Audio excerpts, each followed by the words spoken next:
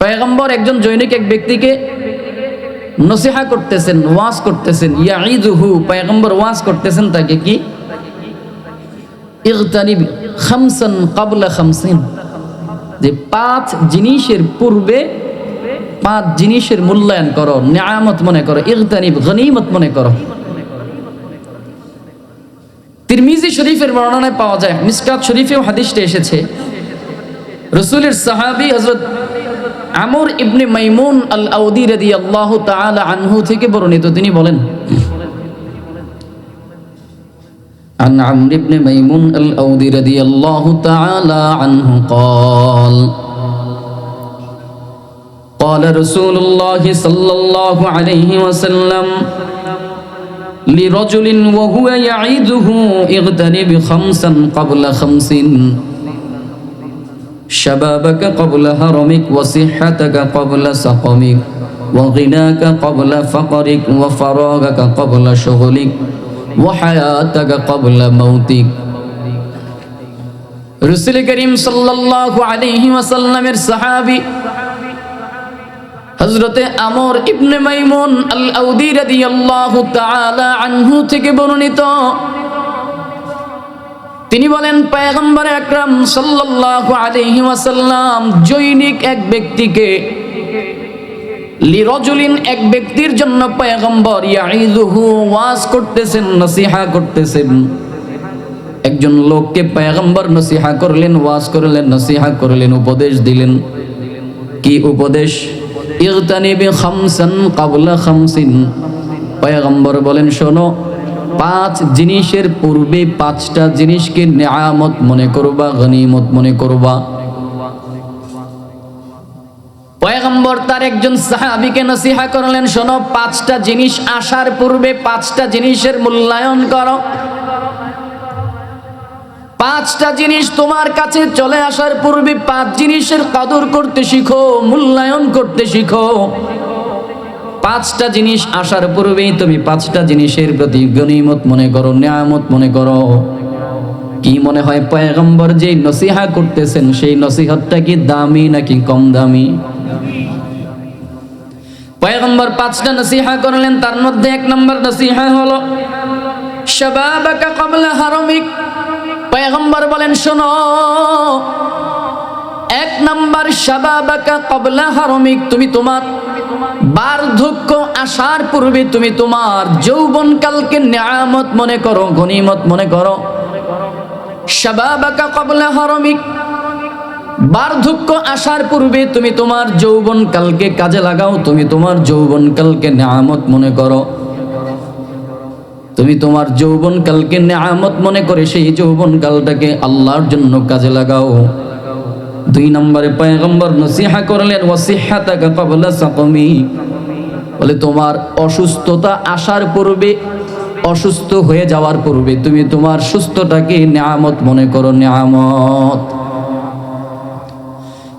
3 নম্বরে পয়গম্বর বলেন, ওয়াগিনাকা ক্বাবলা ফাকরিক, সচ্ছলতা, দরিদ্রতা আসার পূর্বে তুমি তোমার সচ্ছলতাকে নিয়ামত মনে করো, ইগতানিব গনিমত মনে করো। 4 নম্বরে ওয়াফারাগাকা ক্বাবলা শুগলিক,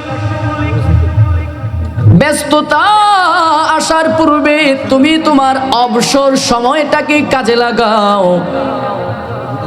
ব্যস্ততা আসার পূর্বে অবসর সময়টাকে গনিমত মনে করো, কাজে লাগাও, গনিমত মনে করো, নিয়ামত মনে করো, ইগতানিব।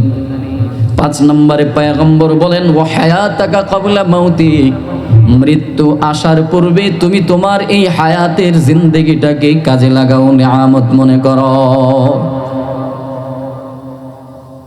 পয়গম্বর সাহাবীদেরকে নসিহা করলেন, 5টা জিনিসের কদর করতে শিখো, মূল্যায়ন করতে শিখো। মনোযোগের সাথে, পয়গম্বরের নসিহা আমার মতো গুনাহগারের নসিহা না, আমার মতো পাপিষ্টের জবানের কথা না, রাসূলের জবানের কথা। পয়গম্বর 5টা জিনিসের নসিহা করলেন, বলে এই 5 জিনিসের মূল্যায়ন করো, কদর করতে শিখো, নিয়ামত মনে করো।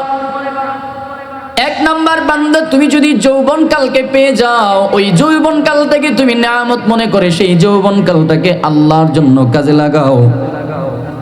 বৃদ্ধ হওয়ার পূর্বে যৌবনকালের মূল্যায়ন করতে শিখো, গনিমত মনে করো, কাজে লাগাও, মূল্যায়ন করো। যারা বৃদ্ধ হয়ে গেছে তাদের দিকে যদি একটু তাকান তাহলে বুঝতে পারবেন, বৃদ্ধ মানুষ চাইলেই নিজের ইচ্ছা মতো কিছু একটা করতে পারে না, চাইলেই কিছু খেতে পারে না, চাইলেই সে কিছু করতেও পারে না।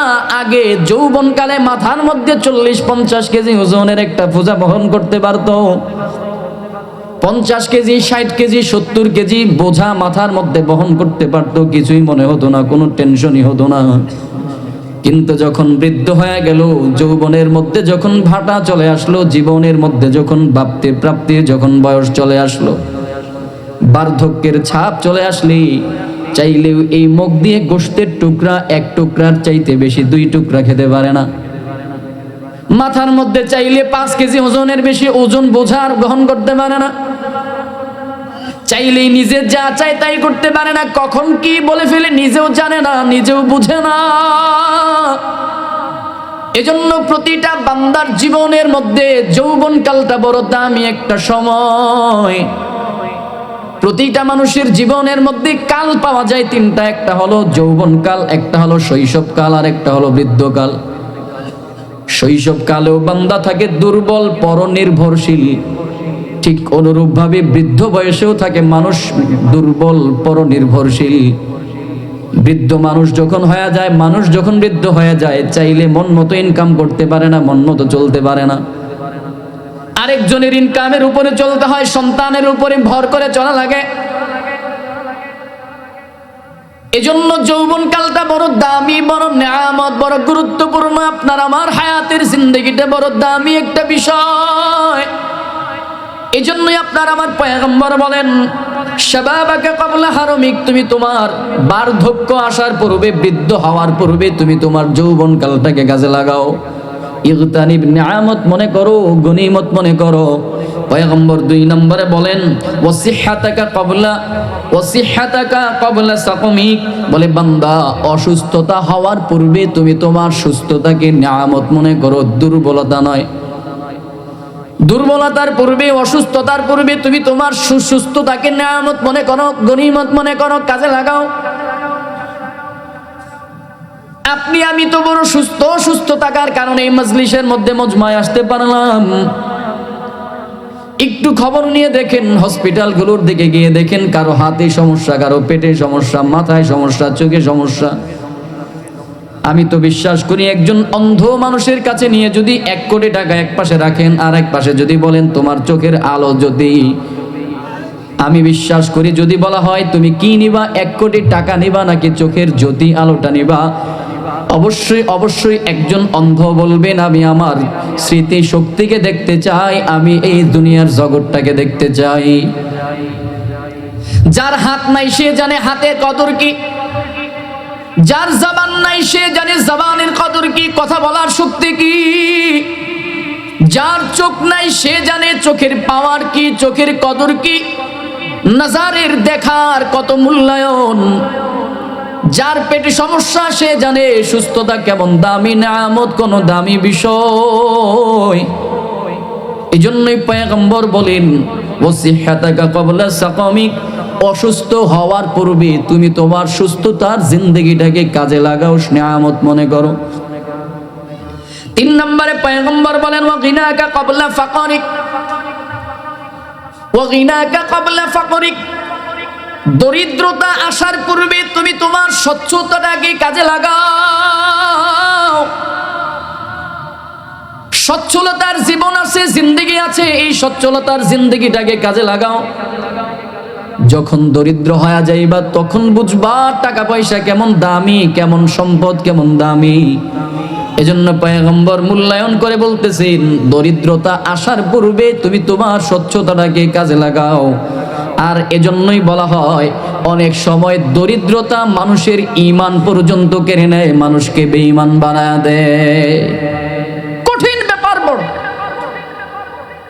বড় কঠিন একটা ব্যাপার এই দরিদ্রতা, অসচ্ছলতা বড় কঠিন একটা ব্যাপার। এই অসচ্ছলতা মানুষকে কাফের বানায় ফেলে, ঈমান পর্যন্ত চলে যায়, আমরা টেরও পাই না, বুঝতে পারি না। নামটা রাখি ঠিকই আব্দুল্লাহ, আব্দুর রহমান, আব্দুর রহিম, আব্দুল করিম, কিন্তু কাজে কর্মে কথার দ্বারা এমন এমন কিছু কর্ম আপনার আমার হয়ে যায়, জবানের দ্বারা এমন এমন কিছু কথা বের হয়ে যায়, যেই কথার কারণে, যেই কাজের কারণে আমি বুঝতেও পারি না, জানতেও পারি না, ঈমান চলে যায়, বেঈমান হয়ে যায়। আর এটা অনেক সময় হয়ে থাকে, আকসার অধিকাংশ সময় হয় এই অসচ্ছলতার কারণে, ফকির দরিদ্রতার কারণে এটা হয়ে যায়। এজন্য পয়গম্বর বলেন, ও ফারাগাকা ক্বাবলা শুগলিক ওয়া গিনাকা ক্বাবলা ফাকরিক, দরিদ্রতা আসার পূর্বে তুমি তোমার স্বচ্ছতাকে কাজে লাগাও। 4 নম্বরে পয়গম্বর নসিহা করলেন, ও ফারাগাকা ক্বাবলা শুগলিক, ব্যস্ততা আসার পূর্বে তুমি তোমার অবসর সময়টাকে কাজে লাগাও মালিকের ইবাদতের জন্য। যখন ব্যস্ত হয়ে যাইবা তখন বুঝতেও পারবা না সময় কোন দিক দিয়ে চলে গেল। মানুষ ব্যস্ত হয়ে গেলে তখন আফসোস করে, আয় হায় ব্যস্ততার কারণে আমি ওই কাজটা কমপ্লিট করতে পারলাম না, এটা পড়তে পারলাম না, সেটা করতে পারলাম না, অনেক ধরনের আফসোস, অনেক ধরনের পেরেশানি হয়ে যায়। কিন্তু যখন অবসর থাকি, ওই অবসর সময়টাকে একেবারে কত ধরনের কত অবহেলায়, কত ধরনের কত হেলায় খেলায় কাটায়া দেই। মানুষের কথা কি বলবো, আমার কথা বলি। শুক্রবারে জুমার পরেতে তো ঢাকায় যাওয়া লাগে, তো প্রতি সপ্তাহে তো নতুন নতুন তো বয়ানেরও একটা কোটেশন একটা বের করতে হয়, নতুন নতুন বয়ান তো লাগে, একই বয়ান তো করা যায় না। পুরো সপ্তাহ চলে যায় হেলায় খেলায় অবহেলায়, হেলায় খেলায় অবহেলায় তো আর না, ব্যস্ততা কোনো না কোনো একটা ব্যস্ততায় তো কাটে। কিন্তু শুক্রবার আসার পূর্বে বৃহস্পতিবারের রাতটা আসলে আরে আফসুস কারে বলে, টেনশন আর পেরেশানি, রাত্র ঘুম আর হয় না, একেবারে সেই বয়ান রেডি করতে হবে, বয়ান রেডি করতে হয়, এই নিয়ে মানে পড়াশোনা পড়াশোনা, ব্যস্ততা ব্যস্ততা, এক মহা মুসিবত। তো এই জন্য পয়গম্বর নসিহা করলেন, ব্যস্ততা আসার পূর্বে তুমি তোমার অবসর সময়টাকে কাজে লাগাও। যখন ব্যস্ততা চলে আসবে চাইলেও তুমি এক খতম কোরআন আর বেশি পড়তে পারবা না। যখন ব্যস্ত হয়ে যাবা চাইলেও তুমি আরেকটা রোজা তুমি বেশি রাখতে পারবা না। ব্যস্ত হয়ে গেলে চাইলেই তুমি আর মালিকের জন্য ইবাদত করতে পারবা না। এজন্য অবসর সময় আছে, মালিকের জন্য ব্যস্ত হয়ে যাও, মালিকের ইবাদতের জন্য কাজে লাগাও সময়টাকে। 5 নম্বরে পয়গম্বর বলেন, ও হায়াতাকা ক্বাবলা মাউতিক, পয়গম্বর বলেন এই হায়াতের জিন্দেগিটা আপনার আমার জন্য একটা নিয়ামত, একটা গনিমত। মৃত্যু চলে আসলে দুনিয়ার হায়াতের জন্য আপনাকে আমাকে একদিন আফসোস করা লাগবে। মৃত্যু চলে আসলে আপনি আমি আফসোস করতে করতে পেরেশান হয়ে যাব। আফসোস করব, শুধু এমন আফসোস করব, যখন মৃত্যু চলে আসবো তখন মালিকের কাছে আফসোস করে করে বলবো, আল্লাহ আরেকটা বার সুযোগ আপনি আমাকে দেন, দুনিয়ার মধ্যে আরেকটা বার আপনি আমাকে পাঠান, আরেকটা বার চান্স দেন, আরেকটা বার সুযোগ দেন, আরেকটা বার যদি আপনি দুনিয়াতে আমাকে পাঠান, আমার মতো ইবাদতকারী, আমার মতো আবেদ পৃথিবীতে আর কেউ হবে না। দুনিয়াটা আপনি আমি বুঝতেছি, দুনিয়ার ব্যস্ততার ভিতরে আপনি আমি জীবনটাকে নষ্ট করে দিলাম। কুল্লু নাফসিন যায়িকাতুল মাউত, মৃত্যু আপনার আমার আসবে, মৃত্যুর স্বাদ আপনাকে আমাকে গ্রহণ করা লাগবে। হায়াতের জিন্দেগিটা কয়দিনের, আপনাকে আমাকে আখিরাতের হায়াতের জিন্দেগিতে যাওয়া লাগবে। আপনি আমি মৃত্যুর পরবর্তী জীবনে যাওয়া লাগবে। এজন্যই তো পয়গম্বর একটা উদ্ধৃতি, একটা উদাহরণ দিয়ে সাহাবায়ে কেরামদেরকে একবার বললেন, সাহাবীরা শোনো, তোমার হায়াতের জিন্দেগি, দুনিয়ার হায়াত আর আখিরাতের হায়াতটা কেমন হবে। পয়গম্বর বলেন, সাহাবীরা শোনো, গোটা পৃথিবীর পানিগুলোকে যদি একত্রিত করা হয়, ওই পানির মধ্যে যদি একটা কাঁথা শিলানোর একটা সুইকে যদি ডুবানো হয়, ওই সুইয়ের মাথার মধ্যে যেই পরিমাণে পানি উঠবে, যেই পরিমাণে পানি আসবে, ওই পানিটা তোমার আমার দুনিয়ার হায়াত, দুনিয়ার হায়াতের জিন্দেগি, আর অবশিষ্ট গোটা পৃথিবীর পানিগুলো হলো তোমার আমার আখিরাতের হায়াত। যদিও এটা আপনার আমার বুঝে আসে না, এটা আপনি আমি বোধগম্য নয়, কিন্তু এটাই হলো বাস্তব, এটাই চিরসত্য, এটাই চিরন্তন। হায়াতের জিন্দেগিটা 3 দিনের বাহাদুরি। আপনার আমার পয়গম্বরের জবানের হাদিস, আন আবি হুরায়রা রাদিয়াল্লাহু তাআলা আনহু قال قال رسول الله صلى الله عليه وسلم أعمار أمتي ما بين 70 إلى 60 আবু হুরায়রা রাদিয়াল্লাহু তাআলা আনহু থেকে বর্ণিত, তিনি বলেন পয়গম্বর আকরাম সাল্লাল্লাহু আলাইহি ওয়াসাল্লাম বলেছেন, উমারু উম্মতি, আমার উম্মতের বয়স হবে মা বাইনা 70 ইলা 60, বলে উম্মতের হায়াতের বয়সটা হবে 60 থেকে 70 বছর পর্যন্ত গড়। উম্মতের বয়সটা হবে 60 থেকে 70 বছরের মাঝে, এটা হবে গড় গড়। ওয়া আকাল্লুহুম মাইয়াজুযু যালিক, পয়গম্বর বলেন অধিকাংশই 70-এর নিচে থাকবে, খুব কম সংখ্যক 70-এর বেশি হায়াত পাবে। এজন্য আপনার আমার দুনিয়ার হায়াতের জিন্দেগিটা একেবারে সামান্য, একেবারে কম। দুনিয়ার হায়াতের তুলনায় আখিরাতের হায়াতটা বড় অধিক, বিশাল বিশাল বিশাল। বলে আখিরাতের হায়াতের জিন্দেগিটা কত, বলে যেই জীবনের শুরু আছে তো শেষ নাই। পয়গম্বর এজন্যই বলেন ওয়া হায়াতাকা ক্বাবলা মাউতিক, এই মৃত্যু আসার পূর্বে তুমি তোমার এই দুনিয়ার হায়াতটাকে কাজে লাগাও। ইগতানিব, গনিমত মনে করো, গনিমত মনে করো, মূল্যায়ন করো, নিয়ামত মনে করো। এই হায়াতের জিন্দেগিটাকে নিয়ামত মনে করে আমার মালিকের ইবাদতের জন্য নিজেকে ব্যস্ত করো, ইবাদতের জন্য নিজেকে তৈরি করে নাও। আপনার আমার দুনিয়ার হায়াত যখন শেষ হয়ে যাবে, কুল্লু নাফসিন যায়িকাতুল মাউত, মৃত্যু আপনাকে আমাকে যখন গ্রাস করে ফেলবে, মৃত্যু যখন চলে আসবে, মৃত্যুর হাত থেকে কেউ কিন্তু বাঁচতে পারবো না, কারো ক্ষমতা নাই মৃত্যু থেকে পালাবার জন্য। মৃত্যু যার যেখানে লেখা আছে আপনাকে আমাকে সেই জায়গাতেই মৃত্যুবরণ করা লাগবে। মৃত্যুর হাত থেকে আপনি আমি কেউ বাঁচতে পারবো না, কেউ বাঁচতে পারবো না। মৃত্যু যখন চলে আসবে, মালাকুল মউত যখন আপনার আমার সামনে যখন চলে আসবে, মালিকের ফেরেশতা আজরাইল আপনাকে আমাকে যখন দুনিয়া থেকে নিয়ে যখন আখিরাতের জন্য আপনাকে রওনা করে দিবেন, আখিরাতে যাওয়ার পরে কিন্তু আপনার আমার ওই হায়াতটা, এমন জীবনটা শুরু হয়ে যাবে। প্রতিটা কদমে কদমে, প্রতিটা মুহূর্তে মুহূর্তে আপনাকে আমাকে মালিকের কাঠগড়ার হিসাবের মধ্যে যাওয়া লাগবে। জানো কি বন্ধু, জানো আপনার আমার পয়গম্বর সতর্কতা করে আপনাকে আমাকে জানায়া দেন, উম্মত আখিরাতের জীবন বড় ভয়ঙ্কর, আখিরাতের জীবন বড় কঠিন।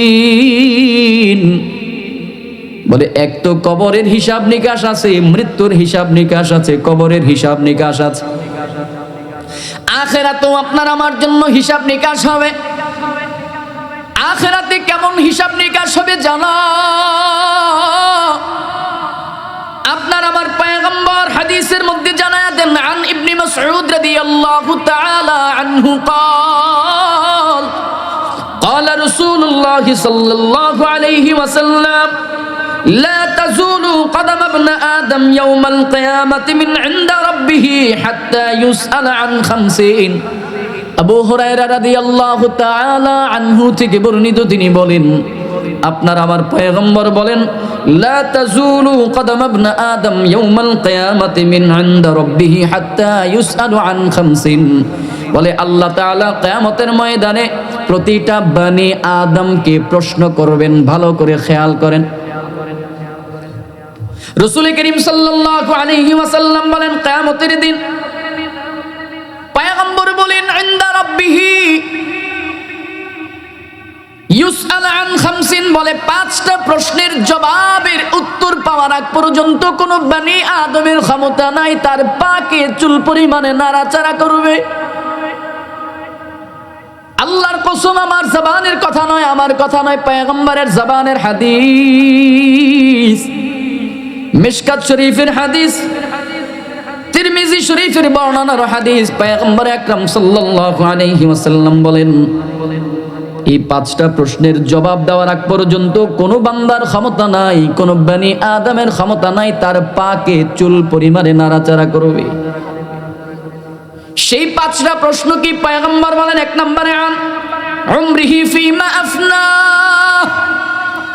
1 নম্বর রাসূল বলেন 1 নম্বরে প্রশ্ন হবে আন উমরিহি ফিমা আফনা, তার জীবন সম্পর্কে প্রশ্ন করা হবে।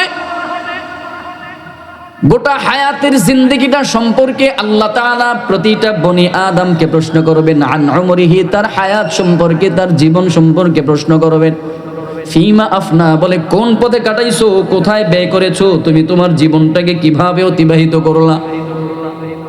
এক নম্বরে প্রশ্ন, তুমি তোমার জীবন কিভাবে কাটায়া দিলা, কিভাবে অতিবাহিত করলা। দুই নম্বরে রাসূল বলেন ওয়ান শাবাবিহি ফিমা আবলা। দুই নম্বরে আল্লাহ তাআলা প্রতিটা বনি আদমকে প্রশ্ন করবেন, তুমি তোমার যৌবন কালটাকে কোন পথে ব্যয় করেছো, কোন ভাবে ব্যয় করলা। এজন্য শুরুতেই বললাম যৌবন কালটা আপনার আমার জন্য বড় দামি একটা বিষয়, দামি একটা সময়। শৈশব কালটাও আপনার আমার জন্য পরনির্ভরশীল। শৈশব কালটা আপনার আমার জন্য এটা একেবারে অগোছানো একটা জীবন। অনুরূপভাবে বৃদ্ধ কালটাও আপনার আমার জন্য পরনির্ভরশীল, একেবারে দুর্বল, অসহায়। বান্দার তিন কালের মধ্যে যৌবন কালটা বড় দামি একটা সময়, বড় দামি একটা হকিকত, দামি একটা কাল। এই দামি কাল সম্পর্কে আল্লাহ তাআলা প্রতিটা বনি আদমকে কিয়ামতের ময়দানে জিজ্ঞাসা করবেন, ওয়া আন শাবাবিহি ফিমা আবলা।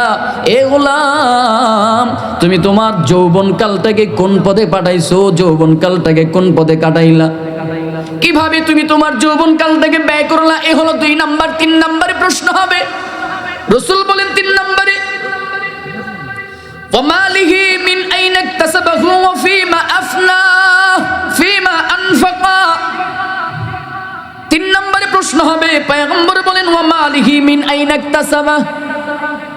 তিন নম্বরে আল্লাহ তাআলা বান্দাকে প্রশ্ন করবেন মিন আইনা ইকতাসাবা ওয়ামালিহি, তুমি তোমার সম্পদ কোন পথে অর্জন করলা, আর্ন করেছো, রোজগার করেছো, ইনকাম করেছো। বান্দা তুমি তোমার ইনকামটা কোন পথে করলা, হালাল পথে করলা নাকি হারাম পথে করলা। যেই ইনকাম তুমি করেছো সেই ইনকামটা তোমার কি হালাল পথের ছিল নাকি হারাম পথের ছিল।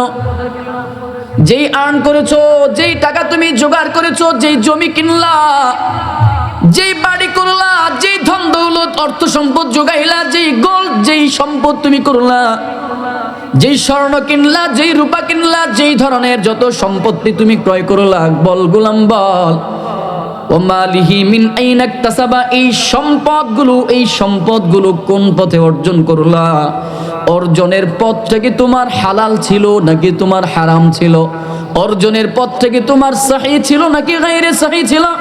এই হলো তিন নাম্বার।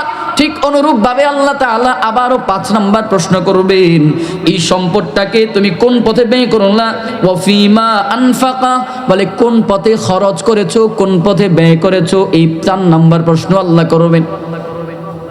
আল্লাহ তাআলা 5 নম্বরে প্রশ্ন করবেন, প্রতিটা বনি আদমকে 5টা প্রশ্ন করবেন। 5 নম্বর আল্লাহ তাআলা বলবেন ওয়া মাযা আমিলা ফিমা আলিমা। 5 নম্বরে আল্লাহ তাআলা বলবেন, গোলাম কতটুকু পর্যন্ত দ্বীনি ইলম অর্জন করেছো এবং সেই ইলম অনুযায়ী কতটুকু পর্যন্ত তুমি নিজে আমল করতে পারলা। এই 5 প্রশ্ন আপনার আমার জন্য নির্ধারিত, অবধারিত করবেন। এই 5 প্রশ্ন থেকে বাঁচার কোনো উপায় নাই। আমার কথা না, আমার কথা নয়, হাদিসের কথা। তিরমিজির বর্ণনার হাদিস, মিশকাতের বর্ণনার হাদিস। হাদিসের বিশুদ্ধ কিতাবের নাম হলো মিশকাত। সিয়াসিত্তের যত কিতাবের যত হাদিসগুলো আছে সেখান থেকে বাছাই করে একেবারে সহিহ যে কিতাবগুলো, সহিহ যে হাদিসগুলো আছে সেগুলো বাছাই করে মিশকাতের ভিতরে সংকলন করা হয়েছে। হাদিসের বিশুদ্ধ গ্রন্থের নাম হলো মিশকাত। মিশকাত শরীফের বর্ণনার হাদিস। এই 5 প্রশ্ন থেকে বনি আদম বাঁচতে পারবে না। কোনো বান্দার ক্ষমতা নাই তার পাকে চুল পরিমাণে নাড়াচাড়া করবে এই 5 প্রশ্নের জবাব দেওয়ার আগ পর্যন্ত। 1 নম্বর আন উমরিহি, 2 নম্বর আন শাবাবিহি, 3 নম্বর মালিহি, 4 নম্বর আনফাকা, 5 নম্বর মাযা আলিমা, কতটুকু জ্ঞান অর্জন করেছে। 1 নম্বর আমার গোটা জিন্দেগি সম্পর্কে আল্লাহ জিজ্ঞেস করবেন, হায়াতের এই জিন্দেগিটা কোন পথে অতিবাহিত করলা। গোটা জীবন সম্পর্কে আল্লাহ আপনাকে আমাকে জিজ্ঞাসা করবেন। 2 নম্বরে যৌবন সম্পর্কে আল্লাহ জিজ্ঞাসা করবেন। গুরুত্বপূর্ণ মেটার আপনার আমার জন্য এটা, যৌবনকাল কোন পথে ব্যয় করেছ, জওয়ানিয়াত কোন পথে ব্যয় করেছ, যৌবনকালটা কোন পথে ব্যয় করেছ। বিস্তারিত সেদিকে যেতে চাই না, কারণ যৌবন সম্পর্কে কম বেশি আপনি আমি সবাই জানি। বর্তমানে তো আরো সহজ একটা সময়, বর্তমানে তো অনলাইনের সময়, এ তো আরো বহুত সহজ সময়, বহুত সহজ একটা সময় পার করতেছি যৌবনের জন্য। টাকার বিনিময়ে সবকিছু আপনার আমার দ্বারা সম্ভব হয়ে যায়। আমার বাচ্চা যারা এখানে বসা, এর জন্য বিস্তারিত খুলে আর বললাম না। যৌবনকাল আপনি আমি যা খুশি তাই করতে পারি। এবার দুনিয়ার লাইনেও আপনি আমি যা খুশি করতে পারবো। হ্যাঁ, আল্লাহ এই জওয়ানিয়াত, এই যৌবনকালে এমন একটা পাওয়ার দিয়েছেন, বান্দা যদি নিজের নফসকে নিয়ন্ত্রণ করে, তো এই জওয়ানিয়াত দ্বারা ইসলামের বিজয়, সত্যের বিজয় যুবকদের দ্বারা করাই সম্ভব হয়ে পড়ে। আল্লাহ যুবকদেরকে এমন পাওয়ার দিয়েছেন, জওয়ানিয়াত যারা, তাদেরকে আল্লাহ এমন পাওয়ার দিয়েছেন। যুবক চাইলেই মুহূর্তের মধ্যে সমাজ পরিবর্তন করতে পারে, যুবক চাইলেই মুহূর্তের মধ্যে সমাজটাকে নষ্ট করে দিতে পারে, যেটা বৃদ্ধরা পারে না, বুড়ারা পারবে না। আপনারা আবার রাগ করেন, আপনাদেরকে ইনসাল্ট করছে না, এটাই বাস্তব। তবে মুরব্বীদেরকে আগে রাখতে হয়, মুরব্বীদেরকে আগে রাখতে হয় বরকতের জন্য, এটা বরকত পাওয়ার জন্য, ভিন্ন কিছু না। কাজ যা করে যুবকরা করে, এজন্য যুবকদের মূল্যায়ন আল্লাহর কাছেও আছে, রসুলের কাছেও আছে। আর এজন্যই তো যারা জান্নাতি হবে এরা বুড়া হবে না। যারা বুড়া এরা জান্নাতে যাবে না, তো কি করবে? বুড়াদেরকে জুবান বানায়া, যুবক বানায় বানায় তারপর জান্নাতে পাঠাবেন। পড়েন না সুবহানাল্লাহ। আমার বাপের মতো এমন বুড়া বয়সে আপনারা জান্নাতে যাবেন না। জান্নাত এমন বুড়ারা পাবে না। দাড়ি পাকা না, না, দাড়িগুলো তখন কাঁচা হয়ে যাবে, কালো হয়ে যাবে। যুবক বানায় বানায় তারপর আল্লাহ জান্নাতে পাঠাবেন। সুবহানাল্লাহ পড়বেন না? আরেকটা আওয়াজ করে পড়েন না সুবহানাল্লাহ। তাহলে এই গেল 5টা প্রশ্ন। এবার আসেন এই আখিরাত সম্পর্কে আরেকটা হাদিস আপনাদেরকে শোনাবো। হায়াতের জিন্দেগিটা বড় দামি একটা ব্যাপার।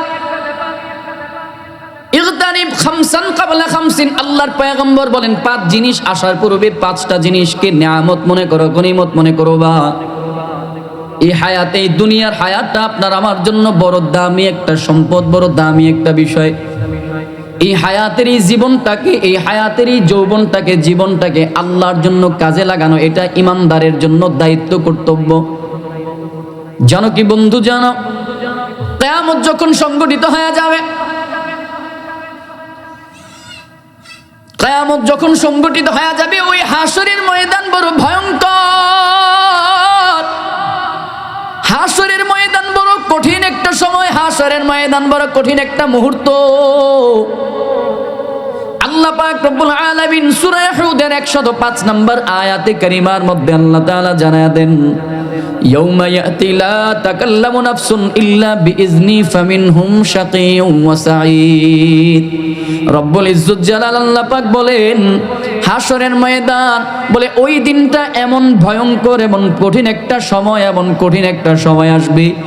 লা তাকাল্লামু নাফসুন ইল্লা বিইজনি, বলে মানুষগুলো সেই দিন কোনো কথা বলতে পারবে না, কেউ কোনো কথা বলার সাহস করবে না। পৃথিবীর সমস্ত মানুষগুলো সেদিন কথা বলা থেকে মাহরুম হয়ে যাবে। লা তাকাল্লামু, কেউ কথা বলবে না, ইল্লা বিইজনি, আল্লাহর অনুমতি ব্যতীত, আল্লাহর অনুমতি ছাড়া। তবে হ্যাঁ হ্যাঁ, মালিকের অনুমতি নিয়ে মানুষগুলো সেই দিন কথা বলতে পারবে। বলে ওই দিন মানুষগুলো 2টা দলে বিভক্ত হয়ে যাবে। ফামিনহুম শাকিয়্যুন ওয়া সাঈদ, ওই দিন মানুষগুলো 2টা দলে বিভক্ত হয়ে যাবে। একটা দল হবে সাঈদের অন্তর্ভুক্ত, আরেকটা দল হবে শাকিয়্যুনের অন্তর্ভুক্ত। বলে সাঈদ কারা? বলে যারা চাঁদ কপালওয়ালা, যারা সৌভাগ্যবান, এরা হবে জান্নাতি, এরা হবে সাঈদের অন্তর্ভুক্ত। পক্ষান্তরে যারা সৌভাগ্যবান, যারা শাকিয়্যুনের অন্তর্ভুক্ত, এরা হবে পুরা কপাল্লা, এরা বদ কপালওয়ালা, এরা হতভাগা, এরা দুর্ভাগা।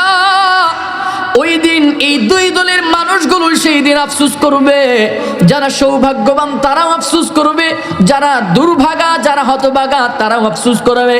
যারা সৌভাগ্যবান তারা কি আফসোস করবে জানো? বলে ওই দিন মানুষগুলো যারা জান্নাতি তারা আফসোস করবে, হায় রে, দুনিয়ায় থাকতে কেন একবার আরেকটা বার আমি আমার মালিককে ডাক দিলাম না। যারা জান্নাতি হয়ে যাবে এরা আফসোস করবে, দুনিয়ায় থাকতে কেন আমি আরেকটু দান সাদাকা আমি আল্লাহর জন্য করলাম না, কেন আমি আরেকবার আমি মালিকের কোরআনটাকে ভালো করে পড়লাম না? কেন আরেকটু বেশি আমি রোজা রাখলাম না? কেন 2 রাকাত নফল নামাজ আমি কেন বেশি পড়লাম না? কেন আরেকটু আমার মালিকের জিকির কেন করলাম না? রাসূলের মুহাব্বত কেন অন্তরের মধ্যে আরেকটু বেশি আমি ভিতরের মধ্যে প্রবেশ করালাম না? বলে এই আফসোসে মানুষগুলো সেই দিন জান্নাতি যারা তারা আফসোস করতে থাকবে, পক্ষান্তরে যারা শাকিয়ুনের অন্তর্ভুক্ত যারা এরাও সেই দিন আফসোস করবে। ওই দিন জাহান্নামীদের তাদের কোনো আফসোসের কোনো সীমা থাকবে না, কোনো সীমা থাকবে না। ওই জাহান্নামী ব্যক্তিগুলো কেমন আফসোস করবে জানো? জাহান্নামী যারা এরা আফসোস করতে করতে নিজের হাতগুলোকে চাবায়া হাতের গোশতগুলো খাবে, গোশতগুলো কামড়ায় বাহু পর্যন্ত ছিঁড়ে ফেলবে। এরপরেও কোনো টের পাবে না, কোনো উদ্দেশ পাবে না, কোনো হুঁশ থাকবে না, কোনো বেহুশ হয়ে যাবে। এজন্য জান্নাতি যারা তারা আফসোস করবে, কেন দুনিয়ায় থাকতে মালিকের ইবাদত আর একটু বেশি করলাম না। জাহান্নামী যারা এরা জাহান্নাম থেকে বাঁচার জন্য আফসোস টেনশন পেরেশানি করতে থাকবে। জানো কি বন্ধু, জানো ইয়াউমা ইয়াতি লা তাকাল্লামু নাফসুন ইল্লা বিইজনি। আল্লাহ বলেন ওই দিনটা বড় ভয়ঙ্কর একটা দিন, ওই দিনটা বড় কঠিন একটা মুহূর্ত হয়ে যাবে। বলে কেমন কঠিন মুহূর্ত জানো? পয়গম্বর আকরাম সাল্লাল্লাহু আলাইহি ওয়াসাল্লাম বলেন ইউজিল্লুহুমুল্লাহু ফি জিল্লিহি ইয়াউমা লা জিল্লা ইল্লা জিল্লুহু। বলে ওই দিনটা এমন একটা দিন হয়ে যাবে, কিয়ামতের ময়দানটা, ওই হাসরের ময়দানটা এমন একটা দিন হয়ে যাবে যেই দিন মালিকের রহমতের ছায়া ব্যতীত আর কোনো ছায়া সেদিন থাকবে না। ওই দিন মালিকের রহমতের ছায়া ব্যতীত আর কোনো ছায়া থাকবে না। ইউজিল্লুহুমুল্লাহু ফি জিল্লিহি ইয়াউমা লা জিল্লা ইল্লা জিল্লুহু আল্লাহর ছায়া ব্যতীত ওই দিন ওই ময়দানে কোনো ছায়া থাকবে না। ওই দিন হাসরের ময়দানটা কেমন হয়ে যাবে? বলে মাথার উপরে 1 হাত কি 1.25 হাত উপরের মধ্যে সূর্যটা চলে আসবে। জানো কি বন্ধু, জানো ওই সূর্যের তাপে আপনার আমার মাথার মগজগুলো টকবক করে ফুটতে থাকবে। বলে জমিনের মধ্যে ভাতের মারগুলো যেমন করে টকবক করে ফুটতে থাকে, ওই দিন সূর্যের তাপে আপনার আমার মাথার মগজগুলো টকবক করে ফুটতে থাকবে। ওরে বন্ধুরা, জানো দুনিয়ার আয়াতের এই দুনিয়ার তাপগুলো সূর্যের তাপটা কেমন, আর আখিরাতের সূর্যের তাপটা কেমন হবে? বলে ঐতিহাসিকগণ বলেন দুনিয়া থেকে সূর্যটা লক্ষ কি লক্ষ মাইল দূরে অবস্থিত। দুনিয়ার জমিন থেকে লক্ষ কি লক্ষ মাইল দূরে সূর্যটা অবস্থিত। ওই লক্ষ লক্ষ মাইল দূর থেকে সূর্যটা আলো দেয়, তাও নিজের ভাও পিঠ দিয়ে নয়, বরঞ্চ উল্টা পিঠ দিয়ে, সূর্যের 12টা মুখ দিয়ে নয়, বরঞ্চ একটা মুখ দিয়ে সূর্যটা তার নিজস্ব মুখ দিয়ে আলো দেয়। একটা মুখ দিয়ে লক্ষ লক্ষ মাইল দূর থেকে একটা মুখ দিয়ে আলো দিতে থাকে, আলো দেয়, আবার তাপ দিতে থাকে। আবার কি করে? ওই সূর্যের চতুর্দিকে রহমতের ফেরেশতারা বরফ ছিটাইতে থাকে। ওরে বন্ধুরা আমার, ওই দিনের বেলা যে সূর্য যখন গ্রীষ্মকাল হয়ে যায়, যখন বর্ষা, যখন গরমকাল হয়ে যায়, ওই গরমকালের ইতিহাস দেখেন লক্ষ লক্ষ মাইল দূর থেকে সূর্যটা আলো দেয়। আবার একটা মুখ দিয়ে আলো দেয় না, 12টা মুখ দিয়ে আলো দেয় না। আবার চতুর্দিকে রহমতের ফেরেশতারা বরফ ছিটাইতে থাকে।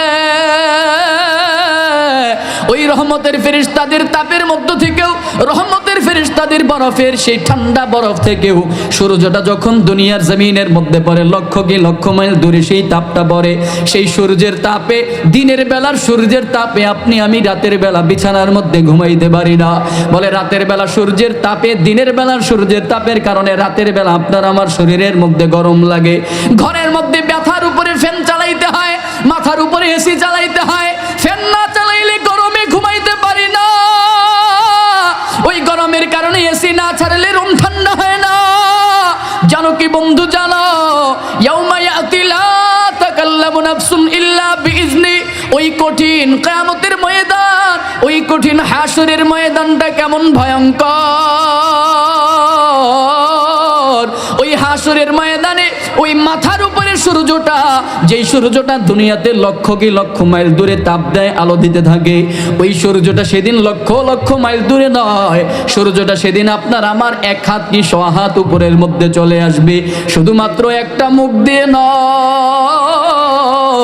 12 থেকে 12টা মুখ দিয়ে আপনাকে আমাকে তাপ দিতে থাকবে। রহমতের ফেরেশতা বরফ তো দূরের কথা, সেই দিন পারে না, তারা আরো বেশি তাপ দিতে থাকে।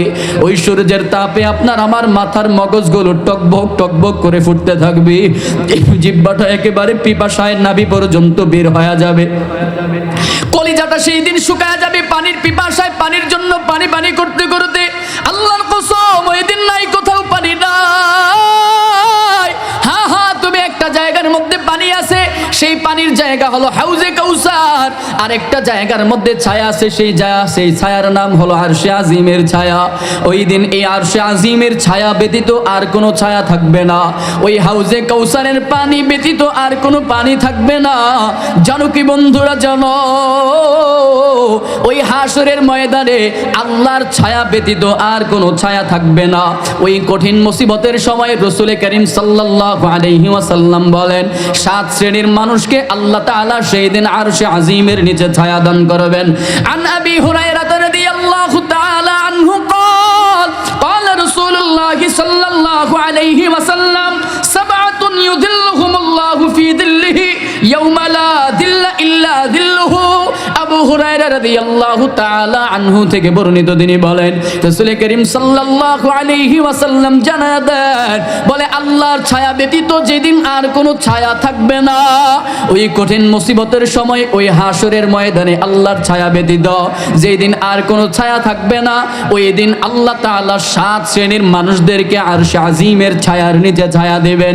আল্লাহর রহমতের ছায়ার নিচে সেই দিন 7 শ্রেণীর মানুষদেরকে আল্লাহ তাআলা ছায়া দিবেন। তাদের মধ্যে 1 নম্বরে হলো, পয়গম্বর বলেন আল ইমামুল আদিল, আল ইমামুল আদিল বলে 1 নম্বরে হলো ওই ন্যায় বিচারক, ওই বিচারক যেই বিচারক জমিনের মধ্যে ন্যায় বিচার করত, ইমামুল আদিল ছিল। ইনসাফের সাথে ন্যায় বিচার যেই বান্দারা করত, যেই বিচারকেরা ন্যায় বিচার করেছে, টাকার বিনিময়ে 2 নম্বরের বিচার করে নাই, টাকার বিনিময়ে বিচারটাকে পাল্টায়া দেয় নাই, টাকার বিনিময়ে গরিবেরটাকে আরো বেশি করে শক্ত করে বিচার করে নাই, টাকার বিনিময়ে ওই যে ধনীর বিচারটাকে হালকা দুর্বল করে দেয় নাই, টাকার বিনিময়ে বিচারটাকে পাল্টায়া দেয় নাই, আত্মীয়তার বন্ধনের কারণে বিচার পাল্টায়া দেয় নাই, খাতিরে বন্ধু বান্ধবের খাতিরে বিচারটাকে পাল্টায়া দেয় নাই। পয়গম্বর বলেন আল ইমামুল আদিল, ওই হাসরের ময়দানে কঠিন মুসিবতের সময় যেই দিন মালিকের ছায়া ব্যতীত আর কোনো ছায়া থাকবে না, ওই মুহূর্তের সময় আল্লাহ তাআলা 1 নম্বরে এই ন্যায় বিচারক, ইনসাফওয়ালা বিচারকদেরকে আল্লাহ তাআলা আরশে আজিমের নিচে ছায়া দান করবেন। 2 নম্বরে রাসূল বলেন কাদেরকে, বলে কাদেরকে ছায়া দিবেন, ওয়াশাবুন নাশাউ ফি ইবাদাতি রাব্বিহি। 2 নম্বরে রাসূল বলেন ওই যুবকদেরকে আল্লাহ তাআলা সেদিন আরশে আজিমের নিচে ছায়া দিবেন। বলে কোন যুবক, কোন যুবক, ওয়াশাবুন নাশাউ ফি ইবাদাতি রাব্বিহি, বলে যেই যুবকটা তার যৌবন কাল মালিকের রব্বিহি, তার রবের ইবাদতের জন্য কাটায়া দেয়, ওই যুবক, যেই যুবক তার যৌবন কালটাকে মালিকের ইবাদতের জন্য কাটায় দিছে, মালিকের রবের ইবাদতের জন্য কাটায় দিছে। যুবক চাইলেও ডানে বামে যাইতে পারতো, কিন্তু যায় নাই। যুবক চাইলেও একটু গানের আড্ডার মধ্যে যেতে পারতো, কিন্তু যায় নাই। যুবক চাইলেও একটু অন্যায় অশ্লীলতার কাজে যেতে পারতো, কিন্তু যায় নাই। যুবক চাইলে একটু হারাম কাজ করতে পারতো, কিন্তু করে নাই। যুবক চাইলে একটু অপরাধ করতে পারতো, কিন্তু করে নাই। যুবকের অন্তরের মধ্যে ভয় ঢুকায় দিয়েছেন, ইন্নী আখাফুল্লাহ, আমি আল্লাহকে ভয় পাই, আল্লাহকে ভয় পাই। যেই যুবক তার রবের কারণে তার যৌবনকাল ইবাদতে কাটায় দিল, পয়গম্বর আকরাম সাল্লাল্লাহু আলাইহি ওয়াসাল্লাম বলে ওই যুবকদেরকে আল্লাহ তাআলা আরশে আজিমের নিচে রহমতের ছায়ার নিচে ছায়া দিবেন। 3 নম্বরে রাসূল বলেন ওই মানুষ রাজুলুন কলবুহু মুআল্লাকুন ফিল মাসাজিদ। 3 নম্বর হলো ওই মানুষ যাদের অন্তরটা, কলবুহু তার অন্তরটা, মুআল্লাকুন ফিল মাসাজিদ, বলে ওই মানুষ মানুষের ওই মানুষটাকে আল্লাহ তাআলা আরশে আজিমের নিচে ছায়া দিবেন। বলে কোন মানুষটা? যেই মানুষের অন্তরটা কলবুহু মুআল্লাকুন ফিল মাসাজিদ, মসজিদের সঙ্গে তার অন্তরটাকে জুড়ায়া দেয়, মসজিদের সঙ্গে তার অন্তরটা জুড়ে থাকে। বলে যেই মানুষের অন্তরটা মসজিদের সাথে সম্পর্ক রাখে, যেই মানুষের অন্তরটা মসজিদের সঙ্গে সম্পর্ক রাখে, মসজিদের প্রতি প্রেম রাখে, মসজিদের প্রতি মুহাব্বত রাখে, মসজিদের প্রতি ভালোবাসা রাখে, মসজিদের প্রতি অগাধ বিশ্বাস আর ভালোবাসা রাখে, আল্লাহর পয়গম্বর বলেন এই মানুষটাকে আল্লাহ তাআলা আরশে আজিমের নিচে রহমতের ছায়া নিচে ছায়া দিবেন। 4 নম্বরে ওয়ারজুলুন, ওই দুইজন যুবককে, ওই দুইজন মানুষকে আল্লাহ ছায়া দিবেন। কারা? ওয়ারজুলান তাহাব্বা ফিল্লাহ ইজতামা আলাইহি ওয়া তাফাররাকা আলাইহি। বলে ওই দুইজন মানুষকে আল্লাহ তাআলা আরশে আজিমের নিচে ছায়া দিবে। বলে কোন দুইজন মানুষ? তাহাব্বা ফিল্লাহ ইজতামা, বলে আল্লাহ তাআলার সন্তুষ্টির আশায়, আল্লাহ তাআলার মুহাব্বতের আশায়, আল্লাহ তাআলার ভালোবাসার আশায় ইজতেমা, এরা জমা হয়, দুইজন একত্রিত হয় আল্লাহর মুহাব্বতের জন্য। বলে ওই দুই যুবক, ওই দুই মানুষকে আল্লাহ তাআলা আরশে আজিমের নিচে ছায়া দিবেন। বলে যেই দুই মানুষ এরা একসাথে মিলিত হয় আল্লাহর মুহাব্বতের আশায়, আল্লাহর সন্তুষ্টির আশায়, আবার এরা যখন আলাদা হয়ে যায়, এরা যখন আলাদা হয়ে যায় ওয়া তাফাররাকা আলাইহি, এরা যখন আলাদা হয়ে যায় তারাও সেই আলাদাটাও হয় আল্লাহর মুহাব্বতের আশায়। তার মানে হলো আল্লাহর জন্য এরা একত্রিত হয়, আবার আল্লাহর জন্য এরা আলাদা হয়ে যায়। এরা সম্পর্কও করবে আল্লাহর জন্য, আবার সম্পর্ক ছিন্ন করবে আল্লাহর জন্য। এরা একজন আরেকজনকে ভালোবাসবে আল্লাহর জন্য, আবার ভালোবাসা থেকে দূরে সরে যাবে আল্লাহর জন্য। এরা আল্লাহর জন্য একত্রিত হবে, আল্লাহকে পাওয়ার আশায় একত্রিত হবে, আল্লাহর সন্তুষ্টির আশায় ইজতেমা জমা হবে, একত্রিত হবে, আবার আল্লাহর সন্তুষ্টির আশায় তাফাররাকা, এরা আলাদা হয়ে যাবে, সম্পর্ক ছিন্ন করবে। বলে যাদের এই একমাত্র উদ্দেশ্য থাকবে আল্লাহ, পয়গম্বর বলেন এই দুইজন মানুষকেও আল্লাহ তাআলা ওই আরশে আজিমের নিচে আল্লাহ তাআলা সেই দিন ছায়া দিবেন। 4 নম্বরে রাসূল বলেন, 5 নম্বরে রাসূল বলেন ওয়ারজুলুন তালাবাতু ইমরাতুন যাতু মানসিবি ওয়া জামালিন ফাকালা ইন্নী আখাফুল্লাহ। 5 নম্বরে রাসূল বলেন ওই মানুষকে আল্লাহ তাআলা আরশে আজিমের নিচে ছায়া দিবেন। কোন মানুষটা? বলে এমন মানুষ যে তার নিজের নফসটাকে নিয়ন্ত্রণ করতে পারে। কেমনে? সে বলবে ইন্নী আখাফুল্লাহ, আমি আল্লাহকে ভয় করি, আল্লাহকে ভয় করি। মনোযোগের সাথে শুনবেন, রাসূল বলেন ওই মানুষটাকে আল্লাহ আরশে আজিমের নিচে ছায়া দিবেন। বলেন কোন মানুষটা? তাকে যখন কোনো রমণী, সুন্দরী রমণী মহিলা তাকে ডাকবে কামনার জন্য, বাসনা পূরণের জন্য, সুন্দরী রমণী, বংশীয় রমণী, সুন্দরী রমণী, সুন্দরী রমণীরা তখন তাকে ডাকবে তুমি আসো। ওই যুবক এই ডাক পাওয়ার পরে সে বলবে না না, ইন্নী আখাফুল্লাহ, আমি আল্লাহকে ভয় পাই। বলেন না কাকে? একটু মুহাব্বতে সবাই বলেন না, ইন্নী আখাফুল্লাহ। ওই মানুষটা তখন বলবে, তার ডাকে সাড়া না দিয়ে বলবে না না, আমি আল্লাহকে ভয় পাই, আমি আল্লাহকে ভয় পাই, আল্লাহকে ভয় পাই। বলে যেই মানুষটা এভাবে আল্লাহর ভয়ে এই জায়গা থেকে নিজেকে হেফাজত করবে, মাহফুজ রাখতে পারবে, রাসূল বলেন এই মানুষটা সেই দিন আল্লাহর আরশে আজিমের নিচে এসে ছায়া পেয়ে যাবে। এরপরে 6 নম্বর রাসূল বলেন ওয়ারাজুলুন তাসাদ্দাকা আখফা হাত্তা লা তা'লামা শিমালুহু ওয়া তুনফিকু ইয়ামিনুহু। পয়গম্বরের পরে বলেন এমন দানকারী, 6 নম্বরে এমন দানকারী, এমন দানকারী, বলে যেই দানকারী এমন ভাবে, এমন গোপনে আল্লাহর পথে ব্যয় করে, এই বান্দার ডান হাতে যা দান করলো, এই বান্দার ডান হাতে যা দান করলো লা তা'লামা শিমালুহু, এই বান্দার ডান হাতে যা দান করলো মা তা'লামু শিমালুহু, তার বাম হাত সেটা জানে না। বলে এমন গোপনে দানকারীর জন্য আল্লাহ তাআলা আরশে আজিমের নিচে কিয়ামতের ময়দানে, হাশরের ময়দানে আল্লাহ আরশে আজিমের নিচে ছায়া দিবেন। 7 নম্বরে রাসূল বলেন ওয়ারাজুলুন যাকারাল্লাহ খালিয়ান ফাফাদাত আইনাহু। বলে 7 নম্বরে ওই মানুষকে আল্লাহ তাআলা আরশে আজিমের নিচে ছায়া দিবেন, আরশে আজিমের নিচে ছায়া দিবেন। বলে যেই মানুষটা যাকারাল্লাহ, আল্লাহর স্মরণে, ফাফাদাত আইনাহু, আল্লাহর স্মরণে ওই মানুষটা কাঁদে। বলে কেমন করে কাঁদে? আল্লাহর স্মরণ হওয়ার পরে এই মানুষটা গোপনে গোপনে আল্লাহর জন্য কাঁদে, কাউকে দেখাবার জন্য নয়, দুনিয়ার কাউকে দেখাবার জন্য নয়, আল্লাহকে দেখাবার জন্য, আল্লাহর সন্তুষ্টির আশায়, আল্লাহর মোহাব্বতের আশায়, আল্লাহর আযাবের ভয়ে, আল্লাহর কহ্হারিয়াতের ভয়ে এই বান্দা গোপনে একটা সেজদা দিয়ে আল্লাহরকে চোখের পানি ছেড়ে দিয়ে বলে, আল্লাহ আমি দুর্বল, আমি দুর্বল, আমি দুর্বল, জাহান্নামের আযাব সহ্য করতে পারবো না।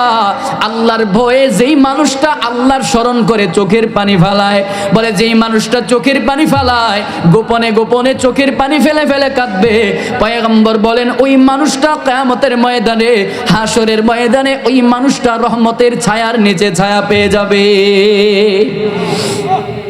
7 শ্রেণীর কথা পয়গম্বর বলেছেন। 1 নম্বর ইমামুল আদল, ন্যায় বিচারক। কি লাগবে বলেন না, কি লাগবে? আরেকটু জোরে বলেন, কি লাগবে? ন্যায় বিচারক লাগবে। যেদিন আল্লাহ রহমতের ছায়া ব্যতীত অন্য কোনো ছায়া থাকবে না, ইউজিল্লুহুমুল্লাহু ফি জিল্লিহি ইয়াওমা লা জিল্লা ইল্লা জিল্লুহু, আল্লাহর রহমতের ছায়া ব্যতীত আর কোনো ছায়া থাকবে না,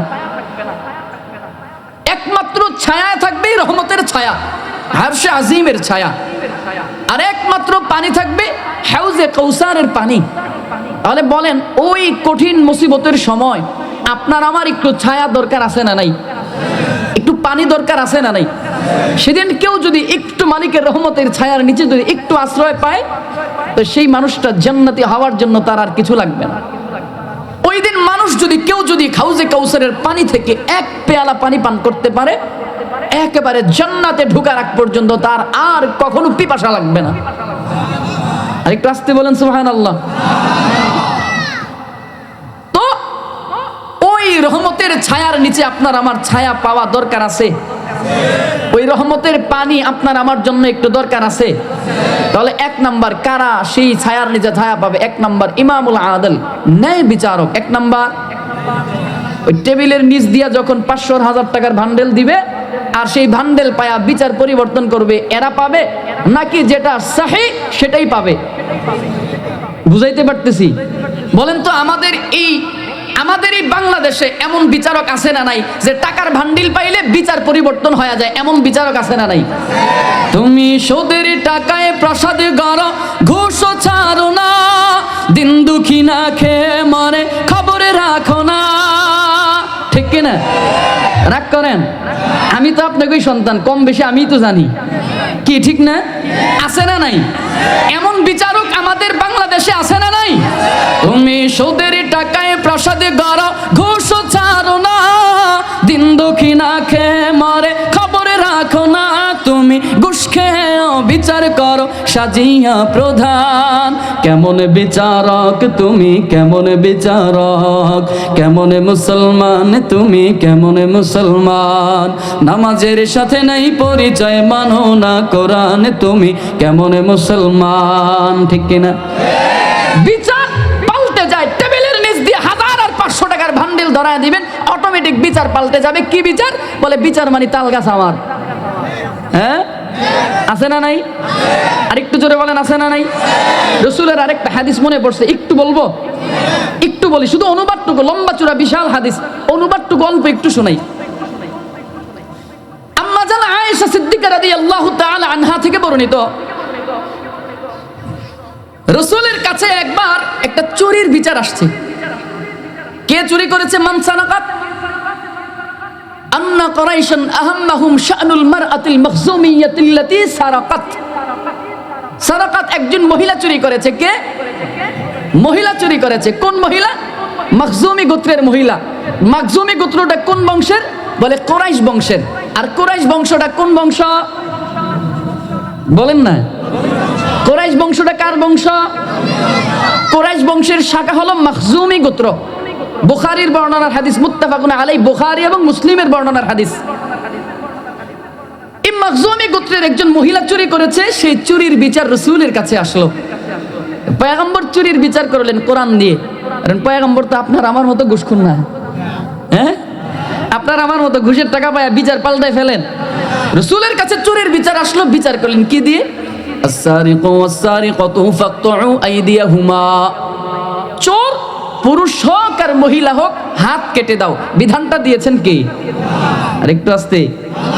বিধান দিয়েছেন কে? আমার দেশের সরকার, রাষ্ট্রপ্রধান চুরি বন্ধ করতে চায়, বাস্তবতা বুঝবেন। আমাদের এই দেশের প্রশাসন, ওনারাও চাও চুরি বন্ধ করতে। আমাদের এই গ্রামের হট্টাকর্তা যারা আছেন, ওনারাও চাই চুরি বন্ধ করতে। আমি একটা সূত্র ধরে কথাটা বলতেছি, এই জন্য একটু ভালো করে বুঝবেন। আমাদের গ্রামে অনেক চুরি হয়, এই নিয়ে ফেসবুকে বহু লেখালেখি হয়। আমি এজন্য বললাম, বহুত লেখালেখি আমাদের গ্রুপগুলোতে, আমি অ্যাড আছি তো দেখি মাঝে মাঝে, বহু কথা হয় চুরি বন্ধ করার জন্য, চুরি বন্ধ করার জন্য এই পদক্ষেপ সেই পদক্ষেপ, এটা করা দরকার সেটা করা দরকার। শুধু আমাদের গ্রামের লোকজন বন্ধ করতে চাই সেটা না, এই পুরা তিতাসের লোকজন চাই চুরি বন্ধ হোক। শুধু তিতাস চাই সেটা না, গোটা কুমিল্লা চাই, গোটা বাংলাদেশের লোকজন চাই চুরি বন্ধ হয়ে যাক। আমার দেশের সরকার প্রধান চায় চুরি বন্ধ হোক, পুলিশ প্রশাসনের ভাইয়েরা চায় চুরি বন্ধ হোক, এমপি মন্ত্রী যারা তারাও চায় চুরি বন্ধ হোক, মেম্বার চেয়ারম্যান যারা তারাও চায় চুরি বন্ধ হোক। কিন্তু যেই পথে গেলে চুরি বন্ধ হবে সেই পথে কেউ আগায় না। যেই পথে গেলে চুরি বন্ধ হবে সেই পথে কেউ যেতে চাই না। কসম খোদার, একটা চুরির বিচার আপনারা এইভাবে করেন, একটা চুরির বিচার আপনারা এইভাবে করেন। মালিকের কোরআন থেকে একটা বিচার করেন, কি? আস-সারিকু ওয়াস-সারিকাতু ফাকতুউ আইদিয়াহুমা। একটা চুরির বিচার কোরআন দিয়ে করে দেখায় দেন, আল্লাহর কসম এই কাপাসকান্দি গ্রাম থেকে অর্ধেক দুর্নীতি, অর্ধেক দুঃশাসন, অর্ধেক চুরি, অর্ধেক ডাকাতি সব বন্ধ হয়ে যাবে। শুধু কাপাসকান্দি না, একটা বিচার যদি আপনারা এইভাবে করতে পারেন, ঢাকার রাজধানী বাইতুল মুকাররমের সামনে একটা বিচার এইভাবে করেন, কোন চোর যখন চুরি করে ধরা পড়বে কোরআন থেকে বিচার করেন, তার হাত কাইটা দিয়ে ঘোষণা দেন আগামী কালকের পর থেকে যারাই চুরি করে ধরা পড়বে তাদের হাত কাটা যাবে। কসম খোদার, বাংলাদেশের মধ্যে চুরি বন্ধ হয়ে যাবে। চুরি বন্ধ করতে চাই, কিন্তু মালিকের বিধান মতো একজনও আগাইতে চাই না। চুরি বন্ধ করতে চাই, মালিকের বিধান মতো একজনও যেতে চাই না। তবে কারণ আছে এখানে একটা। কারণটা হলো, এই আইন কেন বাস্তবায়ন হয় না, তার একটা কারণ হলো, যারা এই বিধান কায়েম করবে, বাস্তবায়ন করবে, দেখা গেল চুরির দায়ে সর্বপ্রথম তাদের হাতগুলোই আগে কাটা যাবে। ঠিক বললেও ঠিক, না বললেও ঠিক। আপনি আমি জনগণ যখন চুরি করি, আপনার আমার চুরির পরিমাণটা হয় কত? 1000, 10,000, 20,000, 5,000, 1 লাখ, 2 লাখ, 5 লাখ, 10 লাখ, এর বেশি না। এটা জনগণের চুরি। কিন্তু এই চুরিটাই যখন সরকারি কর্মকর্তারা, আমলা মামলারা, এমপি মন্ত্রীরা করবে, তখন তাদের চুরিটার 1000, 10,000, 1 লাখ, 2 লাখ, 5 লাখ, 10 লাখে থাকে না, বরঞ্চ লাখ থেকে কোটিতে রূপান্তরিত হয়ে যায়। যার বাস্তব প্রমাণ 5ই আগস্টের পরে আমরা দেখেছি। এক একজন এমপি মন্ত্রীর আমলনামা যখন টান দিয়ে দেখলেন, মিডিয়ায় প্রকাশ পেয়েছে এক একজনের চুরির পরিমাণ 100 কোটি টাকা, 200 কোটি টাকা, 500 কোটি টাকা, 1000 কোটি টাকা পর্যন্ত এক একজনের আমলনামায় চুরি পাওয়া গেছে। এর জন্য এরা এই আইন বাস্তবায়ন করে না কেন? যদি এই চুরির দায়ে হাত কাটা যাবে, এই আইন যদি বাস্তবায়ন করতে হয়, দেখা যাবে সর্বপ্রথম মেম্বার, চেয়ারম্যান আর এমপি মন্ত্রীদের হাতগুলো সর্বপ্রথম কাটা যাবে। যেটা বলার জন্য এই হাদিসটা মূলত যেটা টানলাম, রাসূলের কাছে চুরির বিচার আসলো। কে চুরি করেছে? কুরাইশ বংশের একজন মহিলা। একটু হাদিসটা মনোযোগের সাথে শুনবেন। সাহাবায়ে কেরাম তখন একটু চিন্তিত হয়ে গেলেন, পেরেশান হয়ে গেলেন। কেন? যে কুরাইশ বংশের মহিলা, মাখজুমি গোত্রের মহিলা চুরি করেছে, এই মহিলার চুরির দায়ে হাত কাটা যাবে। আর কুরাইশ বংশটা হলো আপনার আমার রাসূলের বংশ। রাসূলের বংশের মহিলার যদি হাত কাটা যায়, ইহুদিরা তখন আপনার আমার পয়গম্বরের বংশটাকে নিয়ে ঠাট্টা করবে, মস্কারি করবে, তিরস্কার করবে। ঠাট্টা করবে ইহুদিরা রাসূলের বংশটাকে নিয়ে, দেখছি তোমাকে নবীর বংশের মহিলা চুরি করে হাত কাটা গেছে, এভাবে তিরস্কার করবে ইহুদিরা। সাহাবায়ে কেরামের দিলের মধ্যে এটা মানতে পারেন না। সাহাবায়ে কেরাম পেরেশান হয়ে গেলেন। কেন কেন মানতে পারেন নাই? কারণ তারা রাসূলকে ভালোবাসেন। লা ইউমিনু আহাদুকুম হাত্তা আকুনা আহাব্বা ইলাইহি মিন ওয়ালিদিহি ওয়া ওয়ালাদিহি ওয়ান নাসি আজমাইন। রাসূল বলেন ততক্ষণ পর্যন্ত পরিপূর্ণ ঈমানদার হতে পারবে না কতক্ষণ হাত্তা আকুনা আহাব্বা ইলাই মিন ওয়ালিদিহি ওয়া ওয়ালাদিহি ওয়ান নাসি আজমাইন, যতক্ষণ পর্যন্ত দুনিয়ার সব মানুষের চাইতে বেশি তুমি তোমার সন্তানের চাইতে বেশি, মা বাবার চাইতে বেশি, আকুনা আহাব্বা ইলাই, এমনকি নিজের জীবনের চাইতেও বেশি যতক্ষণ রাসূলকে মুহাব্বত না করবা ততক্ষণ পর্যন্ত পরিপূর্ণ ঈমানদার হতে পারবা না। তো যেই কথা বুঝাইতে চাইলাম, সাহাবায়ে কেরামের দিলের মধ্যে ব্যথা কেন? বলে রাসূলের বংশটাকে নিয়ে ইহুদিরা ঠাট্টা করবে, তিরস্কার করবে, টিটকারি করবে, মস্কারি করবে, এটা দিলের মধ্যে একটু ব্যথা লাগতেছে। তো সাহাবায়ে কেরাম তখন বললেন কি করা যায়? একজন আরেকজনের সাথে কথা বলতেছেন। ফাকালু মাইয়ুকাল্লিমু ফিহা রাসূলুল্লাহ, কে কথা বলবে রাসূলের সাথে? কি কথা বলে? রাসূলের কাছে একটু সুপারিশ পাঠাও। রাসূল, যে মহিলাটা চুরি করছে এটা কুরাইশ বংশের মহিলা, তো হাত না কাইটে একটু আঙুল কাইটে একটু বিচারটাকে শিথিল করেন, মানে হালকা করেন। কে যাবে? মাইয়ুকাল্লিমু ফিহা, কে যাবে কথা বলার জন্য রাসূলের সাথে? কেউ যাওয়ার জন্য রাজি হয় না।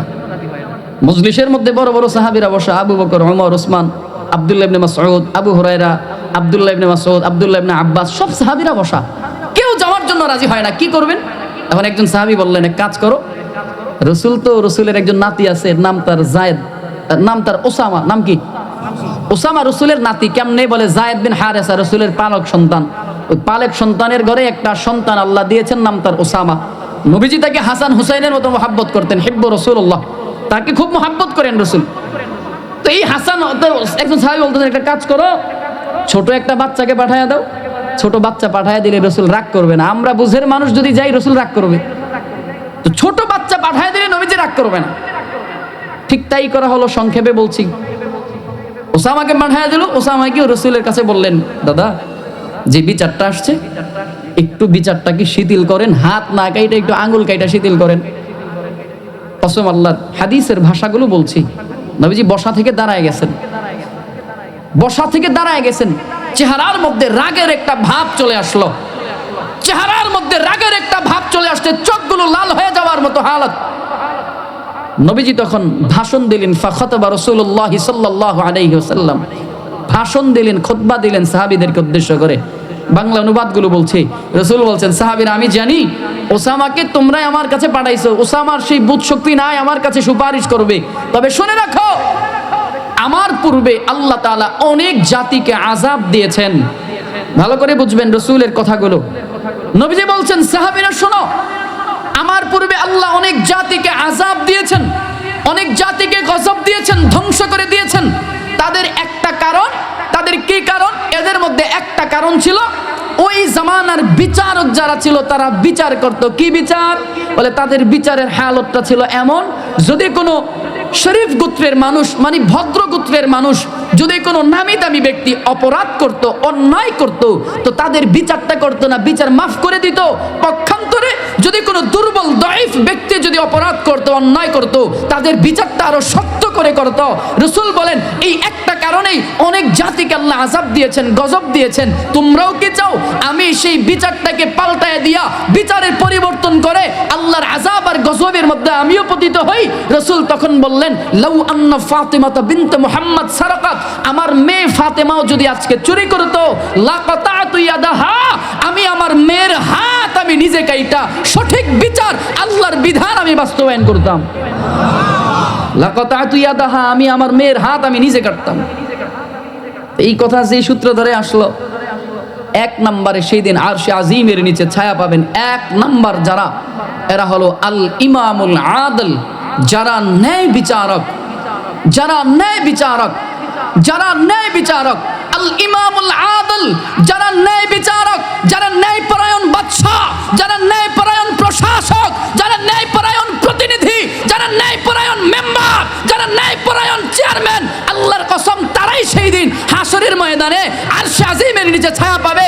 পক্ষান্তরে যারা টাকার বিনিময়ে যারা বিচার পাল্টে দেয়, কসম খোদার, সেই দিন আরশে আজিমের নিচে কোনো মেম্বার, কোনো চেয়ারম্যান সেই দিন ছায়া পাবে না।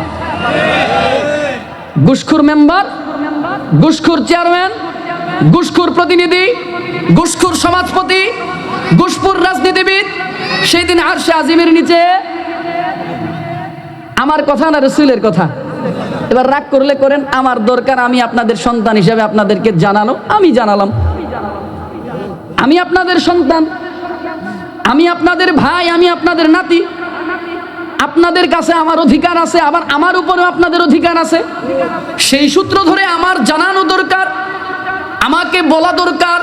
আমি বললাম, আমি আমার দায়িত্ব কমপ্লিট করলাম, আমি আমার জায়গা থেকে জবাবদিহিতার জায়গাটাকে আমি ক্লোজ করে দিলাম যে আল্লাহ, আমি আমার জাতিকে জানানো দরকার ছিল, আমি জানিয়েছি।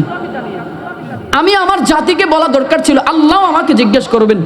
ওই যে 5টা প্রশ্নের জবাব আপনাকে আমাকে দিতেই হবে কিয়ামতের ময়দানে। কি? 1 নম্বর, মাজা আমিলা ফিমা আলিমা, তুমি যা জেনেছো সে অনুযায়ী কতটুকু আমল করেছো। আমি জানি আল ইমামুল আদল যারা, এরাই কিয়ামতের ময়দানে আরশে আজিমের নিচে ছায়া পাবে। তা আমি জানলাম, এটা আপনাদেরকে জানানো দরকার, আমার দরকার, আমি জানায় দিলাম। মানা না মানা আপনাদের কাজ। এবার মানলে আলহামদুলিল্লাহ, না মানলো আমি জবাবদিহিতার জায়গা থেকে বেঁচে গেলাম। আল্লাহ আমাদেরকে বোঝার তৌফিক দান করেন। আর একটু জোরে বলেন না। রাগ করেছেন? 1 নম্বর ইমামুল আদল। এজন্য আমাদেরকে নেতা নির্বাচন করার ক্ষেত্রে আমাদেরকে সচেষ্ট থাকতে হবে, সজাগ থাকতে হবে। এজন্য আমাদেরকে নেতা নির্বাচন করার ক্ষেত্রে আমাদেরকে সজাগ থাকতে হবে, সচেষ্ট থাকতে হবে, যেন আমার সাপোর্টে যেন এমন নেতা যেন নির্বাচিত না হয় যেই নেতা ইমামুল আদল তো অনেক দূরের কথা, বরঞ্চ উল্টা পাল্টার শেষ সীমানা থাকে না। এজন্য আপনার আমাকে এই ব্যাপারে সতর্ক থাকতে হবে, যেন আমার দ্বারা যেন কি যেটা আমার দ্বারা যেন অন্ততপক্ষে একজন বেইনসাফি নেতা যেন আমার দ্বারা নির্বাচিত না হয়।